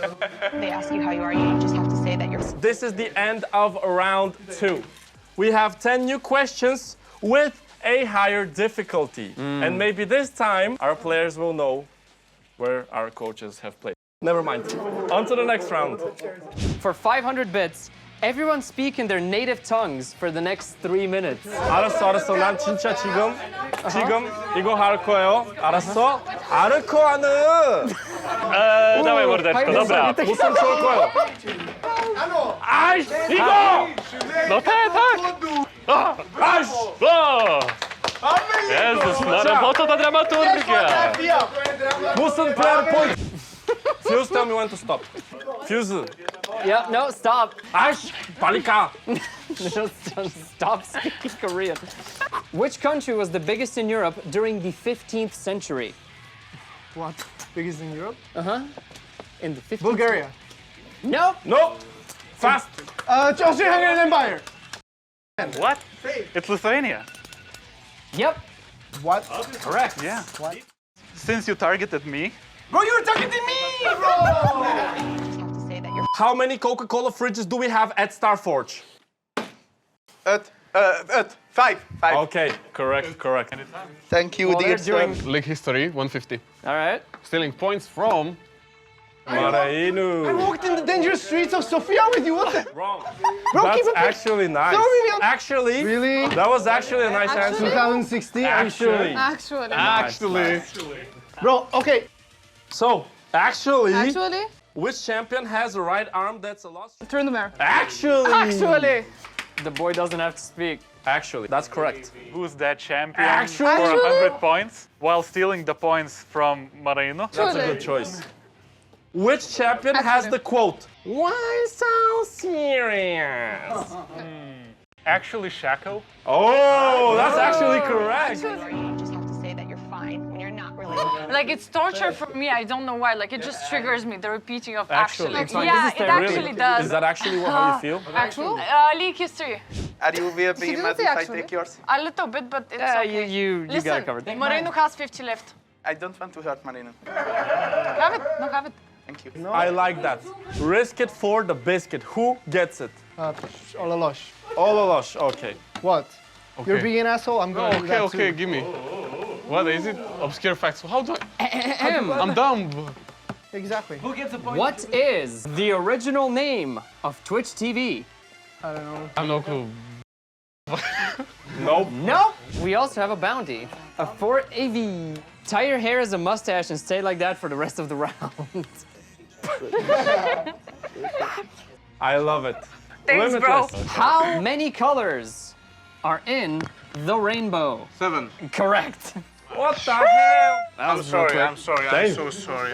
5 gram odlecieć tam krainę zapomnienia. W głowie myśli mam, kiedy skończy się ten tam. He is sufficiently creeped out. Tylko Shit jedno is vibing, this is bad, mam, please. koksu 5 gram, krainę zapomnienia. I'm dying Skończy się inside. ten... You just have to say that you're fine when you're not really fine. But you just. What's the smallest country in the world? Is it Vatican? Yep, City? it's Vatican City. Thank you. Oh! How much does a rejuvenation bead cost? 350. 300. 300, correct! Which country is home to 18 UNESCO sites? It's Greece. Nope. Correct. Yes, correct. Greece. You got it. Tell us one UNESCO I have no site. idea, man. I randomized it. For 500, back hug your least favorite person here. Why? No way. It's okay. It's okay. It's okay. He knows. He knows. Who is the champion of the previous season of StarForge? Oh, come on! The champion is President Snow. That's correct. What are the odds? What are the odds? Oh my God. So easy. What are the odds? Actually. All right, Arquan, how many points you got? What points? Zero. First place is Eri. Yay. Arquan 0, Moreno 0, Feye Ololosh 450. So you guys need to play a tiebreaker for this actually. Whoever gets the cone first will be given the opportunity to answer the question first. Are you guys ready? So basically, me and Feish were tied for the 5th spot, which gets 14 points, and the other one doesn't get anything. And his top laner intentionally didn't answer a question just so he gets the points. It wasn't fair. Ears. Nose. Squat. Now turn around 180. Cone.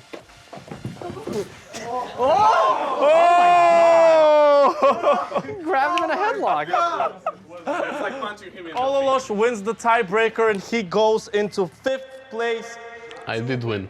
Not really happy about it. I thought I'd be like way above everybody since you know me. So guys, it was an amazing episode once again with our StarForge Challenge Day. Follow us on Discord and on YouTube, Instagram as well for exclusive content. And see you guys tomorrow. Later. If you thought that was insane, you should have been there live. I was very afraid for my life. Anyway, if you want to see this madness unfold behind the scenes and some additional goodies, do follow us on all of our socials, Instagram, YouTube, and all that jazz. Now, without further ado, we're on to game 2. Our lovely commentators are going to take it from here. Holy moly, Solari. I thought that the games are really tense, but from what we have just seen, I think I'll, reevaluate that in my mind and actually go with the challenge days. I love the quizzes. I love the questions. I love that Arkoan did talk in Polish and actually sung a Polish song, which is a really popular amongst younger people. A little bit cringy, but no one outside of Polish-speaking people will understand what he was singing about. Yeah. Or at least I dare you to check it. The only problem with that is that now this song is going to be permanently stuck in my head for at least a week from today. So thank you very much. Whoever's idea was that bounty, I am not thankful, but well, what can I do? We rolled from here. By the way, Forgiven was fuming after the game one. He was so angry at his team. Let's see if he has managed to, I don't know, maybe calm down a little, or if he's still going to be a little bit mad at his team. And let's see if he can actually translate it into the win, because he had some good points, but it is also important to approach your team. How should I put it? Accordingly, because some players do not, accept or react to such criticism, in a good way. So they could maybe get a little bit discouraged. Maybe others will be a little more motivated to win and actually learn their lesson.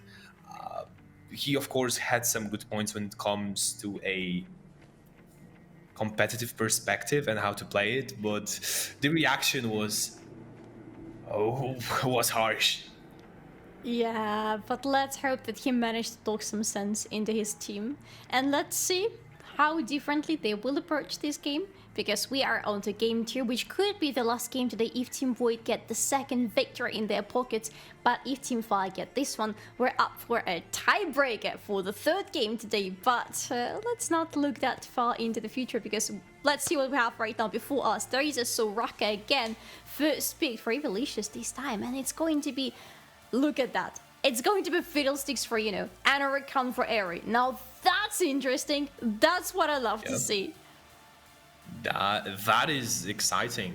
Rakan for Eri, both of these support players, well, they have this preference for the enchanter type of champs.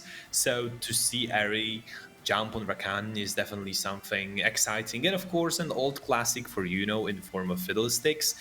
We got quite used to it. We know that he can bring a lot of value. Let's see if Team Void actually learned the tricks of Yuno on Fiddlesticks, because it can have a surprise effect once or twice. But if he's picking it over and over again, I feel like Archon by this time should be able to at least predict what Yuno will have in mind and what his plan for the game will be. Should be is a good phrase. Let's see if it's going to be the case in this game. We have more picks in the meantime. We have Sivir and Wukong locked in for Team Void, and Team Fire are going with Ezreal for XYZ as the AD carry, and we're on to the next bounce. Of course, Aurelion Sol is still going to be the ban against Olosh. The only thing that is curious for me is that I'm not seeing Kiana anywhere in the bounce up to this point, and she hasn't been picked either. So Team Fire has to use the last ban as either Kassadin or Kiana, because otherwise they're just giving them away to Ololosh. Most likely, unless they have some kind of answer prepared. But Evie looks like she just realized, oh, we either get Kassadin or maybe Kiana. And it looks like it could be Kiana, but Team Void is definitely lacking some AP damage right now. So if they do want to go for Kiana, this will require Admiral to pick up an AP champ in top lane. And in current meta, it doesn't pose that big of a challenge. You have Cannon, you have, for example, Rumble. Gwen. There are other options like Gwen. Yeah, you said it. So the question is, can Admiral play those? Because he either goes for Teemo or tanky champs in the top lane. Well, to be honest, Teemo could work as well, because he is an AP champion. But I don't think that in this scenario, against what Team Fire are drafting right now, it is going to work. I don't think it's the best choice. Gwen is actually something I had as the first idea on my mind, and I think it could work really nicely here. It's not going to be very easy for her, because there is Jax picked up for Team Fire, for Marino on the top lane. But there are options available for Team Void. Definitely need to think about adding some AP into their soup, because otherwise they're going to face some troubles going into the team fight. It's not too many, but still, you know, it's not the ideal scenario. Ololosh thinking hard about the champ he will go for. Cho'Gath in the top lane or in the mid lane, because Ololosh, you know, he has this smile on his face. He looks adventurous. Maybe he'll explore Cho'Gath in the mid lane. Now, I know that certain players do like to play it. Ares is drawing something. I wonder if this is the part of the bounty. Let's see. Here she comes. Here she comes, the Kiana for Ololosh. So this Cho'Gath goes to the top lane in the end. And he is, to be fair, going to provide a lot to the team, including that very AP damage that we're talking about.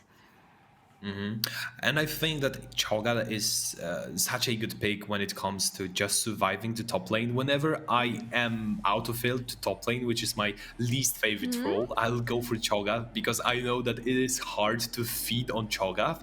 And from the previous game, it really looks like Team Fire has its biggest threat in form of Marino, and he gets his hands on Jax. There's also Sett in the mid lane, so we know that Sett is not designed to be the biggest threat, is not designed to be the carry of this team. It will be either Fiddlesticks or Jax. And I think that the character of Marino and how this team is composed really suggests that Marino will be the guy that is responsible for taking the win for Team Fire in this game.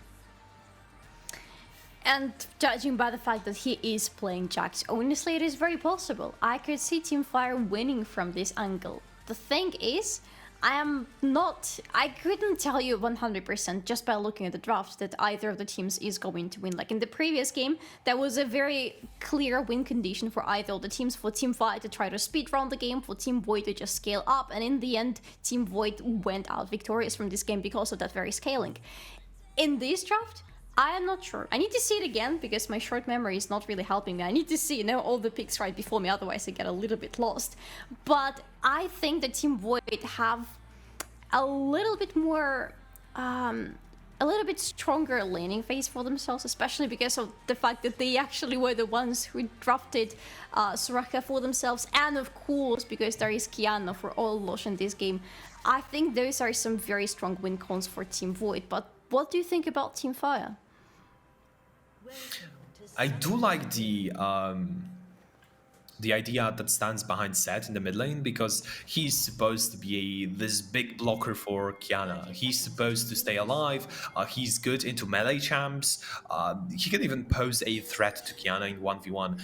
So, like we've said before, the biggest issue with playing against Ololosh is that he has so many of those comfort picks, so many of those champs that he has perfect ability to play, and Kiana is the very best of them. And Fadislovas, they are not banning Kiana, they came up with an answer to it in form of Set, which had also happened before, and it can definitely work in theory. But the problem is that Ololosh, sometimes he just finds an opening, or sometimes he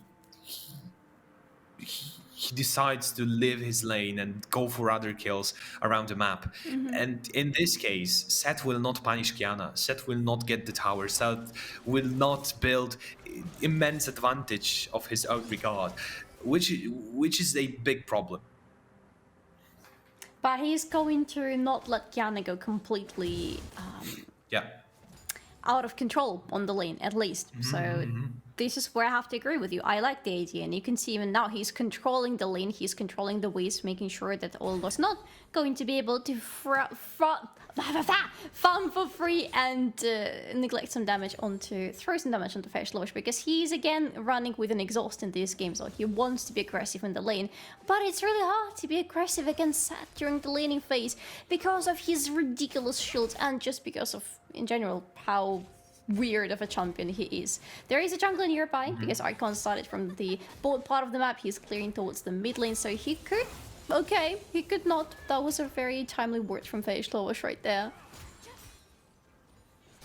Also, another issue with Team Void team composition is that they lack AP source damage. Cho'Gath, he doesn't deal that much AP damage, and of course most of his damage lays in his ultimate when he just eats somebody for true damage. You cannot itemize against it unless you buy ridiculous amounts of HP, which can maybe help you in this type of situation. So why the lack of AP source damage is the big problem for Team Void, because the enemy team, they have such amazing champs when it comes to building armor.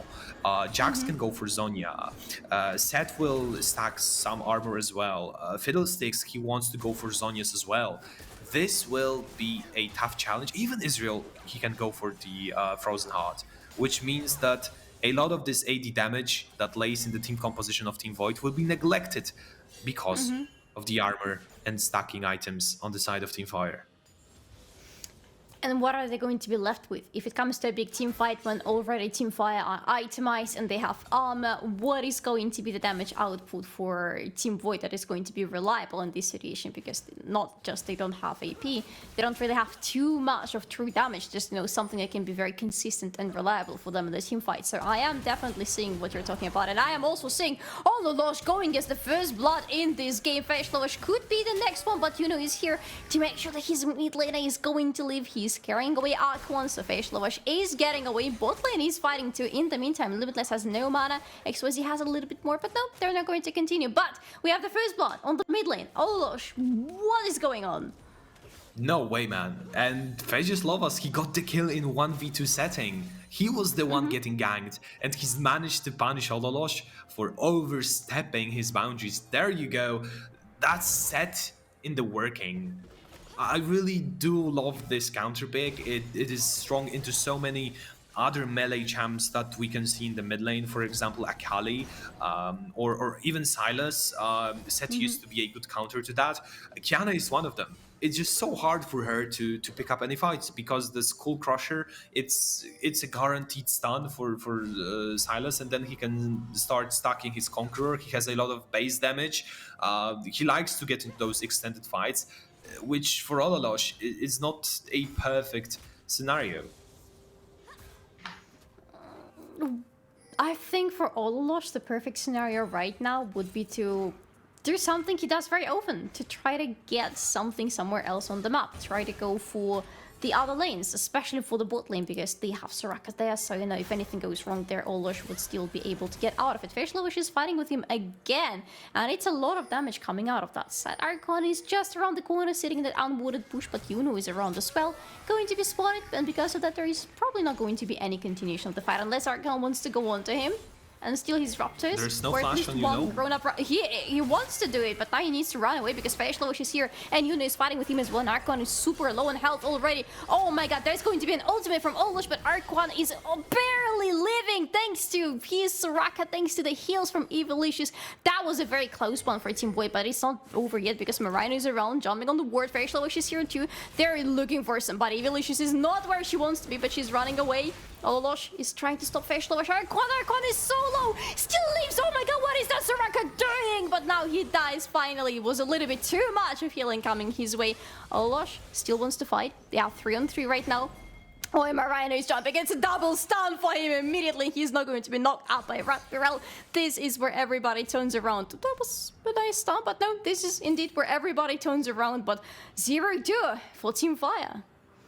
Well, that was a perfect roam from Evilicious, who almost saved the party, but then Archon just super greedy with his W. He was playing around because he didn't use the clone, but you can only go for this trick for a second. Then the enemy realizes that you didn't use your W. Is here.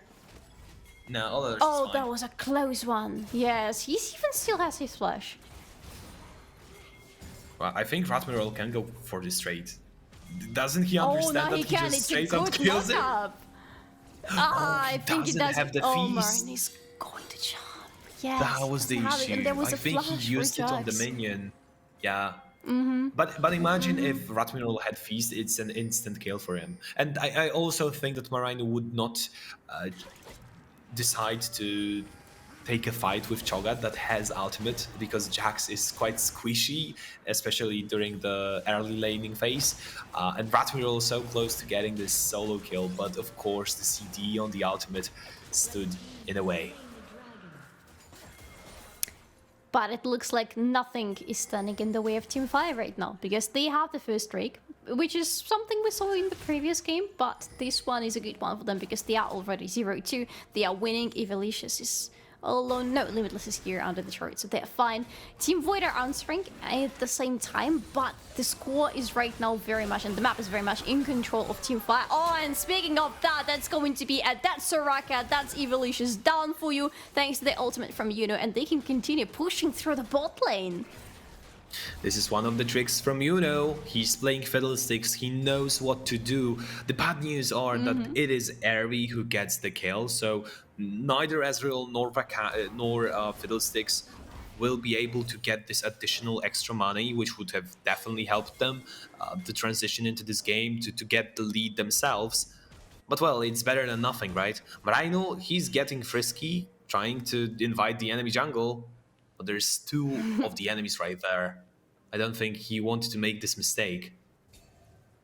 And there is Ololosh off the lane. He has the ultimate available, so you need to be very wary of that Kiana. Even if she's 0-1, you need to make sure that she's not somewhere around you hiding in the bush when you decide to go a little bit too far. In the enemy jungle, Veshlovosh is actually dancing with Ololosh, and Archon is around the corner. I think it's going to be a gank from him, and yes, it is. They're going right onto that side, knocking him up. He throws himself away together with Archon and gets away, and even the ultimate from Ololosh is not going to do anything.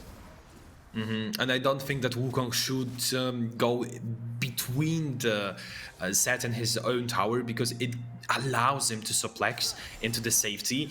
You could have seen that Orkawan and Ololosh were working together in order to get the CC chain with both of their ultimates, but it didn't work, and that's a gank failed. You need to wait another 40-50 seconds or so for your ultimates to get back from cooldown. And meantime, Vejislavas is just happy to stay in the lane.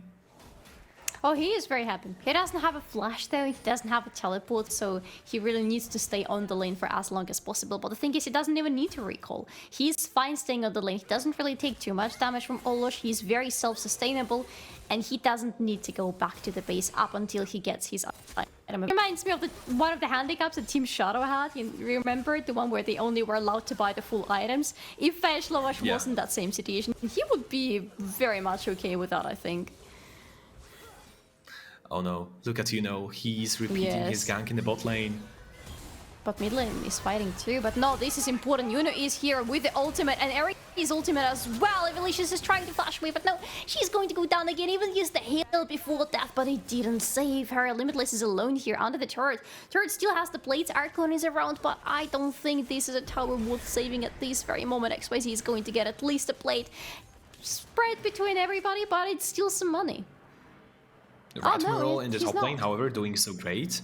No, I didn't think that there was any threat left. Most of the ultimates were already used by Team Fire in the bot lane. Ololosh trying to pick his fight in the mid lane, but you can see how strong Set is in those extended fights, in those extended trades. Ololosh, he doesn't stand a chance, not at this moment.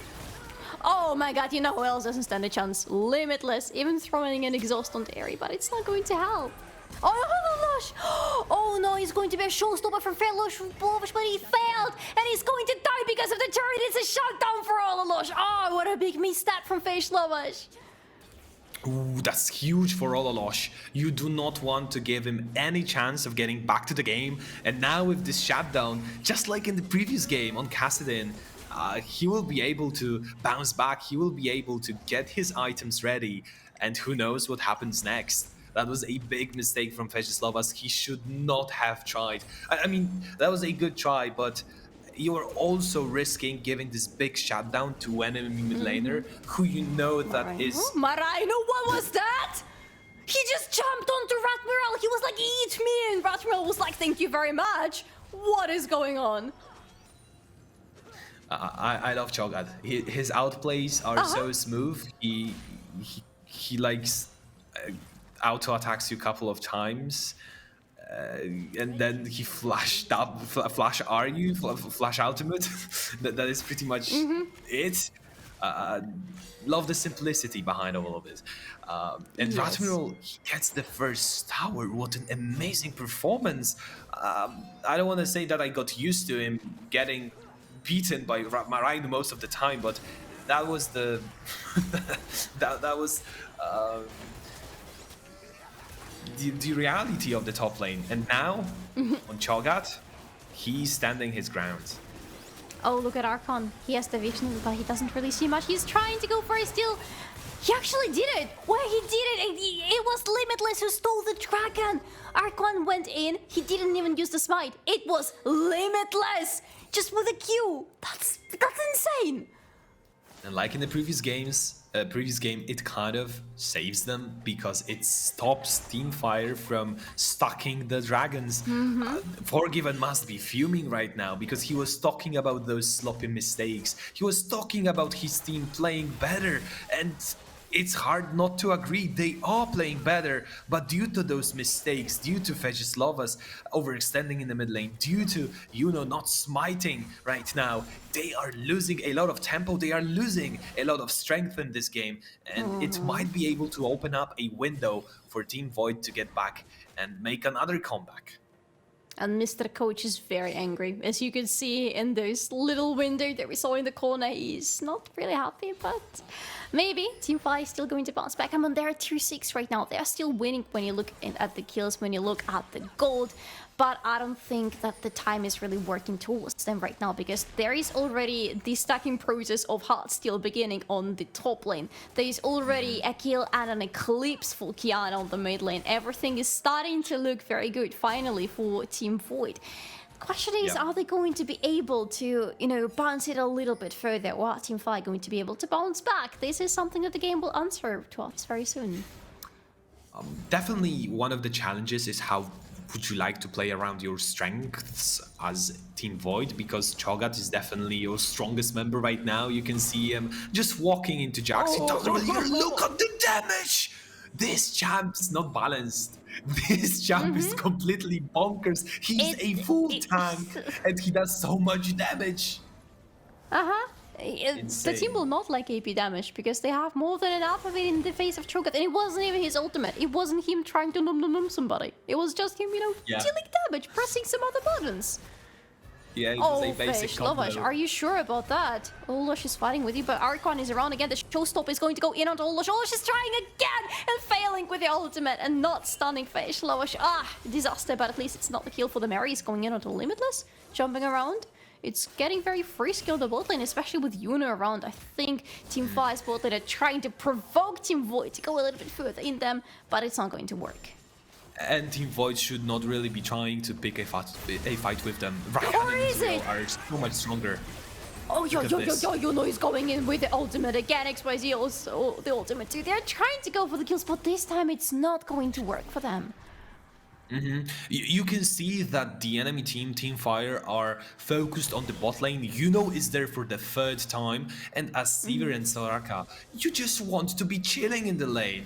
You'd like to get a drink, maybe farm a little bit, maybe watch a movie, but definitely not look for a fight. Ezreal and Rakan are just so much stronger, and they are looking to get on top of you. So Limitless and Evilicious kind of playing with fire because they are always poking, they are always looking for a fight. So far it has not worked out for them well, because they are 0-3, but this time around they've managed to at least run away with their lives. And I think it's already really good for them. They don't have any summon spells right now, which means next time if Yuna decides to go towards the bot lane again, it's going to be super risky for them. But they have their lives, and that is very important. Not giving away any further kills to Ezreal and Fiddlesticks, because they love to have those items. Look at Fiddlesticks, already has the rocket belt. He is already having the stopwatch in his pocket. The Zonias that you were talking about is going to happen really soon for him, and after that he's going to be a huge problem to deal with in the team fights, because he jumps in, goes into ultimate, goes into Zonias. As long as he presses this in this very order, everything is very good for him and his team, and very bad for the enemy team. Yeah, definitely. By the way, look at the itemization from the side of Team Fire. They recognize that the biggest threat right now is Cho'Gath, but I don't really understand the two Blade of the Ruined King pickups, because it... Oh my god, Eri, I think she just flashed in place because she probably thought that she still has her Hex Flash on, but there's no Hex Flash showing right now, so I don't know. Maybe a little, It happens. Yeah, a small mistake, a happy mistake, like Tiny. Bob Ross used to say. Yeah, it's not like it's the most important summoner spell in the league. Tiny. The elixir of iron for Vyacheslava's. I'm just... It grinds my gears because it's 18 minutes into the game and he's buying elixir for 500 gold. Let's see how he uses it. They want to fight for the Drake. The Drake is up and running. Team Void are the first ones to be here. There's very limited vision available for Team Fire. Or should I say, no vision available for them whatsoever because of that Team Void are pushing further onto them. Oh, Archon is going in, but he's really far away from the rest of the team. Eri is going in on the Evolution. Saraki is not where she wants to be. She needs to wish immediately, but Limitless is down already. Very good ultimate from Yuna. Very good ultimate from Olosh finally. Ratmrel is fighting, almost finishing XYZ. No, not managing to do so. A little bit, not enough damage. It's a double kill for Yuna and still living XYZ. And everybody else from Team Void needs to run away. It's a disastrous fight for them. Team Void not on the same page in this fight. You saw that Archeon, he kind of stuttered before engaging. He wasn't really sure if they want to go, but he still pulled the trigger, and that was not the right decision. They definitely need a better position next time if you want to win these kind of fights. Maybe Archeon can redeem himself and get the dragon right now. He will try, no, he will not get it, he almost got it, but no, it is the second dragon for Team Fire. And Marino was the one to take it. It wasn't any of the junglers, it was actually Jax. So both of them lost the Smite War, but Marino was there to help his jungler out a little bit. Oh, she's hunting for somebody. He's looking for in his next spray. He's going to find Yuno and XYZ, so I don't think this is something you can take right here. He found the Gromp. That's the positive. True. Yeah. Yeah, like 80 gold to his name. That's a nice pickup. In the aftermath of this fight, Team Void, yeah, it ain't much. In the aftermath of the fight around the dragon, Team Void didn't really manage to do anything because I think that Team Fire was a little bit sloppy with the back timings. They didn't really synchronize them. So that definitely gave a chance and an opportunity for Team Void to punish in some form of a push or neutral objective. Of course, now 20 minutes into the game, the Baron is up. But if you think about it, with Sivir, with Cho'Gath, it could go down quite quickly. Last time it was, of course, Team Fire snatching 2 Barons in front of the enemy. Now it could be Team Void, who knows? These Barons were super expensive for them. Yuno is jumping in with another ultimate. He's on a killing spree because Soraka is down. Limitless is the next one. Eri is chasing him down. Are they going to get him? Yes, it's another double kill for Yuno, and poor Ratmrel is fighting over with Facial Lotion pretty much everybody. But he's going to be stopped with his show thanks to Facial Lotion. 3 down all of a sudden from Team Void. This is a disaster. And this could probably mean that the Baron is up for grabs. It looks like Team Fire will be able to secure it quite quickly into the game because who is there to answer? Limitless and Ratmrel still dead for another 10-20 seconds. Maybe Archon yet again. Archon is trying to go in, he's trying to go for his steal, but I don't think he's going to live for long enough. No! Oh, Losh did it! He wasn't the beat to it, he stole it! How did it happen? It was on 95 HP, but somehow he managed to get it.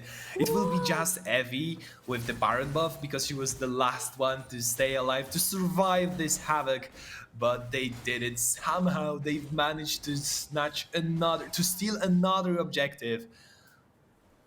Oh my god, Ololosh, I don't know how he did it. Oh, maybe he's managed to spawn. Yeah. Yeah, it looks like Ratmrel didn't, but Limitless did. No, I think Ratmrel doesn't have it. I think we just saw him on the top lane, he doesn't. But Shin was so impressed that he lost his arm, you know? oh, understandable, honestly. I cannot blame him. But, you know what? Limitless having the Baron buff is super important for Team Void because now they can try to push. They have the Baron buff on the best wave clear in their team, except maybe for Cho'Gath, who could try to, you know, go with the same record. But Limitless is going to have so much use out of this Baron buff, as long as he's going to be protected by everybody else in his team. But look, you know, he's hunting again, he's channeling his ulti, he's going on to Limitless. He knows that this time it's not about Soraka, this time it's about getting rid of Sivir. And Ololosh is dead too, thanks to Vejslovas. How in the world Vejslovas gets a solo kill diving Ololosh? It is quite unlikely. Look at the items, there's 2 of them for Ololosh. Marino, I think he should be dead, right? Yeah, he's gonna be eaten. It's Cho'Gath magic. Yes, boom, and you're gone. Pretty much like that. He almost got a kill on Archon actually, thanks to the turret, but well, what matters is that the turret is actually lost right now to the team. It's dead, and the top lane looks very much in control of Team Void, but everywhere else it is Team Fire that have them up. It looks like a game number 3. It should be the tiebreaker. I don't think that there's anything standing in the way of Team Fire to actually equalizing the score. Maybe it's fair, Shin. I don't know. Somehow Shin has to do another thing. He's helped with the Baron steal, so another miracle needed from Shin. Okay, yeah, that sounds possible. But I'm just looking at the goal difference, because the kill difference is huge. It's 3 to 15, but the goal difference, it is around 3,000. I'm not good at math. I've never been good with math, but it's around 3,000, which is super little. It's 24th minute in the game with such difference in the kills. Thanks to Ratmail, of course, was taking the turrets and the objectives, and thanks to the Baron as well, the Olosh stole away from the enemies. But they still have enough gold to have the items and be almost on par with Team Fire. But right now they will need to prove it because the dragon has spawned. It's going to be a soul point for Team Fire if they take it, so Team Void have to fight for it. They need to make sure that Team get it in their hands. They're closing up though. Olosh is in a very good flanking maneuver. Ratmail is on the front lane. Limitless is very far away from the team, so that's a little bit worrying. But let's see if they will manage. There is very little vision available to both teams. Olosh finally found Face Lowish. Rather, Face Lowish found him, to be honest. Showstopper onto him. A very good wish from Evilicious, but oh no, there's going to be Aerie shut down almost immediately. Ratmail is full health. Archon is dead, but Ratmail is still fighting back. Evilicious is alive. She's supporting everybody else. Limitless in the backline thanks to the ultimate. He's so fast. He's running around, but Ratmail, he's almost going down, but no, Soraka still somehow keeps him alive. It's a shutdown for Olosh. You know, he's down. The jungler is not there anymore. XYZ is running away. Marine too. They are the last people standing. Olosh is on the hand. He's chasing them. It's a kill for him. Can he get Marine as well? Yes! Yes, he can! Olosh gets a triple kill, and it's a dragon for his team. And there you have it, Ratmural keeping this game alive for his team. Even though he fell down in this fight, he's the real MVP of game number 2. Of course, Olosh and Limitless, they can pick up those kills, they can get the dragon, but it was all thanks to Cho'Gath. I do love the performance from Ratmural. He's keeping his team afloat. He's not allowing this ship to sink. Not on his watch. Not today. Yes. I love everybody from Team Void in this fight. Honestly, but especially, of course, Rattenrell, because he's already unkillable. He has 3 items, and one of them is with 342 stacks on it. There is the Thorn Mail as well to make sure that the 80 damage is going to go back into his enemies. There was Limitless in that fight. He was fighting non-stop. He was just, you know, throwing his, whatever his weapon is called from the back lane. But Evilicious, to me, was one of the biggest heroes in this fight because she, I don't know how, but she was keeping everybody alive, including Ratmural. They were all leaving because of that little Soraka relentlessly healing them non-stop. W no from the back lane, and it worked. Oh my god, maybe it's not gonna work this time though, because Yuno is in with the ultimate from Aerie to Archon is already low, but he's going on to the back lane. The enemy's Limitless is down. Archon is down as well. Cool! Triple knockup, triple stun from him. He's on a rampage indeed. Thanks to his ultimate, he's still fighting. Evilicious somehow got the kill onto Yuno. Olosh needs to run away. He's far away from his support. He's still trying to fight back. He is trying to go stealthy. He's running around. Another beautiful stun thanks to Evilicious. Ratmural is here. The cavalry has arrived. He's going for kills. Nom nom nom goes Phage, Lowish, and Aerie and Marina have to run away. This is not the fight you can win any longer because the big thing wants to eat you for his supper. And Olosh finally showing us why he's the #1 Kiana. What an amazing fight. He stood in the grass for so long. The enemies couldn't reach him. He was out of their range. What an amazing team fight, and the showing from Team Void yet again. Ratmural, he didn't really take part in this fight until very late because he had to arrive. He didn't have TP, so he had to run all the way from the bot lane. And now Team Void attacking the Baron Nashor, turning it all around once again. The story just repeats itself. And this time it This Team Fire, they don't have any vision in the pit or around it. They don't understand what is going on. They have to understand that it's the Baron that's on the stakes. But okay, now they know, because that was an ultimate from XYZ, but they cannot do absolutely anything about it. They would never be on time for the party right now. They have to go back closer to the base, because this is going to be the siege from Team Void. They are getting back on track. They are still behind in terms of the kills because it's 11-18, but look at the goal difference. They are finally in favor, 49k in their hands. It's a very slight between the teams, but finally, for the first time in the game probably, they are not the ones who are being behind. It took them so long, and Forgiven, he's not even mad, he's just kind of, I don't know, he's waiting, disappointed maybe. Well, it's definitely a hard moment for a coach to see his team do so well for such a long time, and then due to some faulty decisions, losing and throwing away the whole lead. But it's not all over yet. If Team Void have managed, yeah, he's the biggest one on the Rift right now, but you can see some damage back from Faceless as it's due to the bot. So, well, if Team Void have managed to come back from those deficits 2 times in a row, why shouldn't Team Fire do it? I will tell you why they might not. It's because it's something that we saw from them already today, is the fact that even if they have the lead in the early game, they struggle to close up the game. But Faceless doesn't think that he's going to... Oh no, he actually is going to struggle. Look at that. Finally, the damage is coming back right onto him from Ratmiral. He flashes away, and Ratmiral doesn't want to fall. He doesn't have the flash, doesn't have the ulti, but the point was there. The statement was there. Just a casual day in the office for every Cho'Gath player. You kind of run down your enemy, you right click, then if he falls below a certain HP level, you follow up with R, and there you go. That's the whole thing with playing Cho'Gath. Next Dragon comes up in 30 seconds, and both teams are setting their eyes on Dragon. They want to take it, they want to get it, and be one step closer to acquiring. Oh my god, it's 1113 true damage from Cho'Gath on his R. Imagine him. It's more than half HP of XYZ. Yeah. Exactly. You just need to do a little bit of auto-attacking and then they're pretty much dead. Oh, but this is going to be the fight for the dragon. Whoever gets it is going to be sitting on the soul point. That's why Ratmiral is so far on the front line. Ryan, he's in a very good flanking maneuver, but he has been spotted. But he did what he had to. The team is back at the Dragon Pit, so that's why Team Fire are closing in a showstopper. A very nice one onto 2. Eri jumps in immediately after that. It's a wish already from Soraka. It's a shutdown on the XYZ. Here we go. A nice ultimate from Ololosh. And it's kill after kill after kill. And almost an ace for Team Void. The Dragon for Team Void. They are back in the game, baby. Oh god, they've just annihilated the enemy team. There's nothing left of Team Fire. And the time has come. It looks like Team Void, they are setting their eyes on the enemy base. They will get the inhibitor. The question is, are they following up with Nexus towers?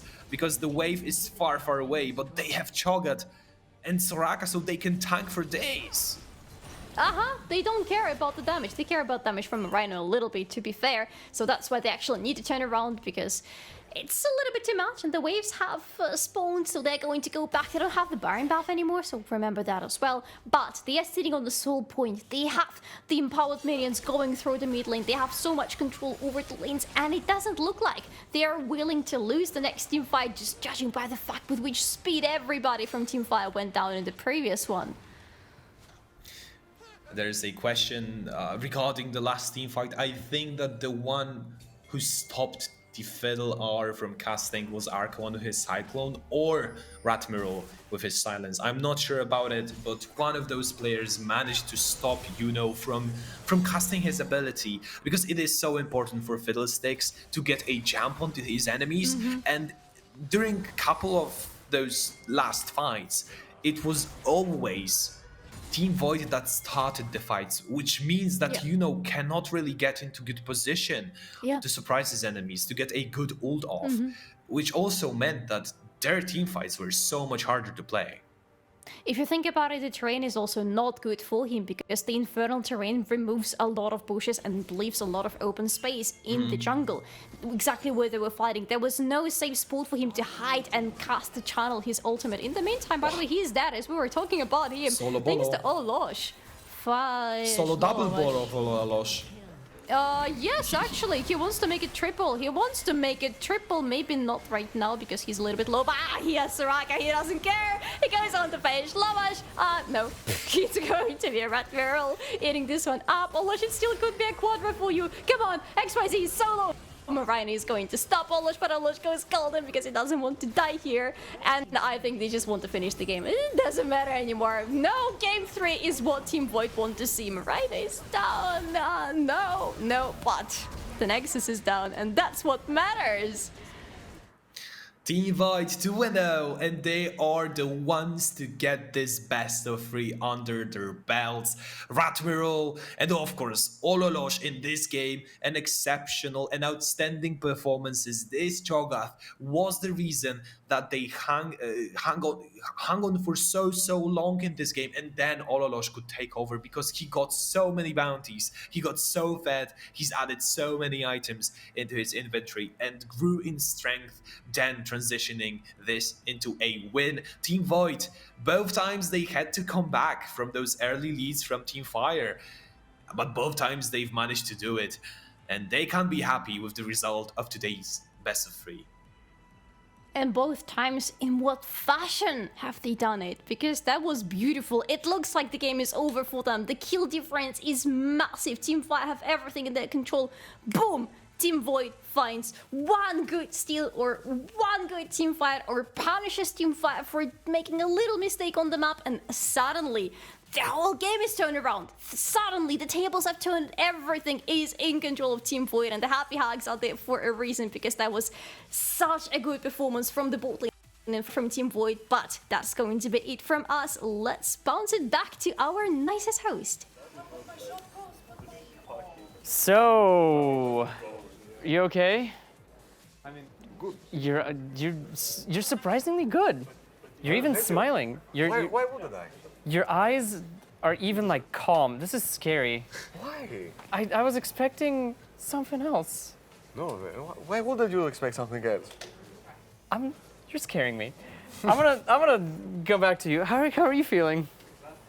You look angrier than him. What's up? You know, I mean, the games. Yeah, we're watching the game. We're both watching the game. It's fine. It's a weird, bizarro world, dude.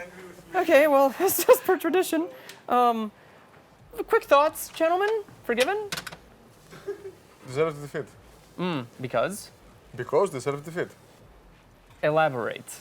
I have only so many synonyms. A defeat that was deserved. The English language is a difficult one. Okay, I mean, but better, move on. What is there for me to say? Any key moments that you they think... should have at least won at least half a game or one game. They couldn't. That's on them. Any key moments that you can think of? Key moments that swung things 2 games around. we got Baron, 1 game we lost the Baron, the other game 3 people went on mid and 1 guy was farming jungle.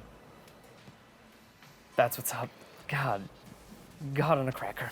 So, I'm running out of synonyms too. So. All right. I mean, our performance, I think we did close out the game decently well. The early game was a bit shaky once again. Fiddle 6 did manage to make the game almost unplayable, but we had we had the top lane solo bolo and pressure that kept us in the game. Solo tower as well. And the Baron as well, yeah. And the Baron, but true, and the Dragon. But in an ideal world, they don't even get to take those for free because we have a free push in bot lane. We had the Cho'Gath moving after taking his tower already, so it should be our Dragon, not us trying to steal our own Dragon. But still, was solid performance. I guess we might not see Kiana anymore again, but sometimes you need some reminders to refresh the memory. Massive Cho'Gath. That's what my eyes were glued to that goddamn thing. Okay, as per tradition, MVP vote time, starting with Team Fire. Fake XYZ. Fake XYZ. Get up here, gentlemen. Aw, a little bit of sportsmanship. You once again trudge your way up here. Well, did you see Ololosh? Ololosh was scared on mid lane. He was like, "Oh, come jungler," and I killed the jungler. Like, if a look could cut glass. Like he's so happy that he win with Kiana, but he was like, with his tails, between his tails, with on the lane. Like, yeah, he won the game. His team won the game. Ratmira played exceptionally well and also overheard everything. But I do think I was able to show that I can fist fight his best champion. Aw, good. Strong words. Hey, bud. What's up? Why we're still here. Just to suffer. Quick, what game is that from? I forgot. Oh, it's from Metal Gear Solid 5. I forgot. I have heavy Metal Gear disease. Never mind. So, we'll make diamond dogs out of their ashes. Please stop me. The game was. Sell yourself. The game was okay. Ish. Some kills missed, some CS missed. Sometimes I got caught like a dog. Trying to improve. We lost. I do commiserate. However, my peripheral vision caught Forgiven trying to burn a hole through the floor. So this, I believe, is the official time to throw it to chat to see who in the gosh darn is going to be the MVP of Teamfire. Never mind, you won, XYZ. 68%, 1% off of being nice. Yeah. The production team is working real fast. Thank you. Congratulations. Moving on. What's up? Why no you know MVP? He didn't play good most of the game. Playing good half of the game doesn't cover it. Well, it seems like you're a glass half empty kind of guy. I'm so sorry. Who do you nominate for MVP from Team Void? I mean, it is a bit close between three people, but I will go with Ratmiral and Ollosh. Up you come. The flip-flop man. The no-flop man. My Nike. Am I used to it? That's not true. We can unless Nike hit us up. So, Ratmiral, you're closest. Hi. Hello. Hit me. I was honestly really scared because if the set ulted me into the team, they would have just won. I was really scared like the whole game. It's fine. You played well around it. Actually, not many people saw, but in the last fight, in the last important fight, he stopped Fiddlesticks ultimate with his Q, and that's why we destroyed the fight. Yeah, I was wondering what happened. He just went up. As a massive fan of wrestling, I kind of lament not seeing a suplex. But anyway, anything? A suplex? I am very glad you asked. A suplex Can you do a demonstration? Well, I'm not suplexing you. I mean, I can do a belly to belly, but it's still gonna hurt. Also, do not try this at home. There's a reason WWE has a. Never mind. WWE isn't fake wrestling? Well, okay. They're gonna make me do the lecture. Wrestling is fake. We all know this. However, so is every give me a close-up. So is every television show on TV. Mr. Robot, Game of Thrones, everything you love is falsified. What do you think? It's a play? Oh, StarForge here. That's the This is the real stuff. Yeah. You get points in my heart. Thank you, man. Wrestling is an art form, and like every art form, it can make you laugh, cry, be sad, be angry. To this day, I hate a man who, I kid you not, looks like just like Forgiven, but like with 90 kilograms of muscle on top. I cannot believe that man. He's like a dirigible. So I hate him so much. What's up? What does it look? What? What word? I completely forgot what you said. I'm gonna power through. I am so deaf. Point is, it's an art form. I love it. I have cried like a little baby multiple times by watching grown, sweaty men put their heads in each other's crotches. So, television's great. Anyway, I'm not suplexing anybody. It's real dangerous. Oh, please, God, save me from this. I mean, I had the whole speech ready, but... Go ahead. I gave my speech. I'm satisfied. Does it include naked men as well? I think he did. There might have been some. We did turn the game around at one point where I stole the Baron, which was the worst point of the game. We were the most behind there. So I saved the game by doing that. also a speech about my mid laner since he wanted to give his opinion on me. Jesus.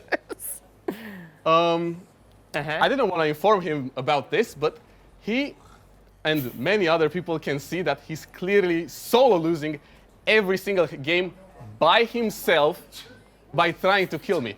You see it on cam. He killed me one time. He was the happiest man in the world. That's enough proof. You are carrying a lot of baggage, my guy. We need to see if we can give you some therapy. Anyway, chat, you can, I believe you voted or are voting right now. I can continue the speech about wrestling because he used the trigger word, but I shan't. I know, it doesn't matter. Fake is how you make it. You know what I mean? You just, yeah. I actually, Ratmer wins. Anyway. Congratulations, you can go back to your seats. John Cena got real good the past decade. I don't even know. I can recommend you guys some. Anyway, StarForge. So, we have come to the end of today, ostensibly. Before that, we got some results to show. And while our lovely production team is getting the leaderboard up on the screen and telling me everything that I need to know, I had a whole speech plan, production team. Curse you. Evolicious in first place, 103 points. Golf clap. Alalosh, second place, 98. Third place, Airy, 92. Aw. I cannot see that far, Chief, but I appreciate the sentiment. I didn't have my glasses. So, this is going to be it for me, potentially, for tonight, unless I'm given some insane song and dance to do. Where is Shin? Who knows? Who knows? Is he sick? No, he's in our hearts.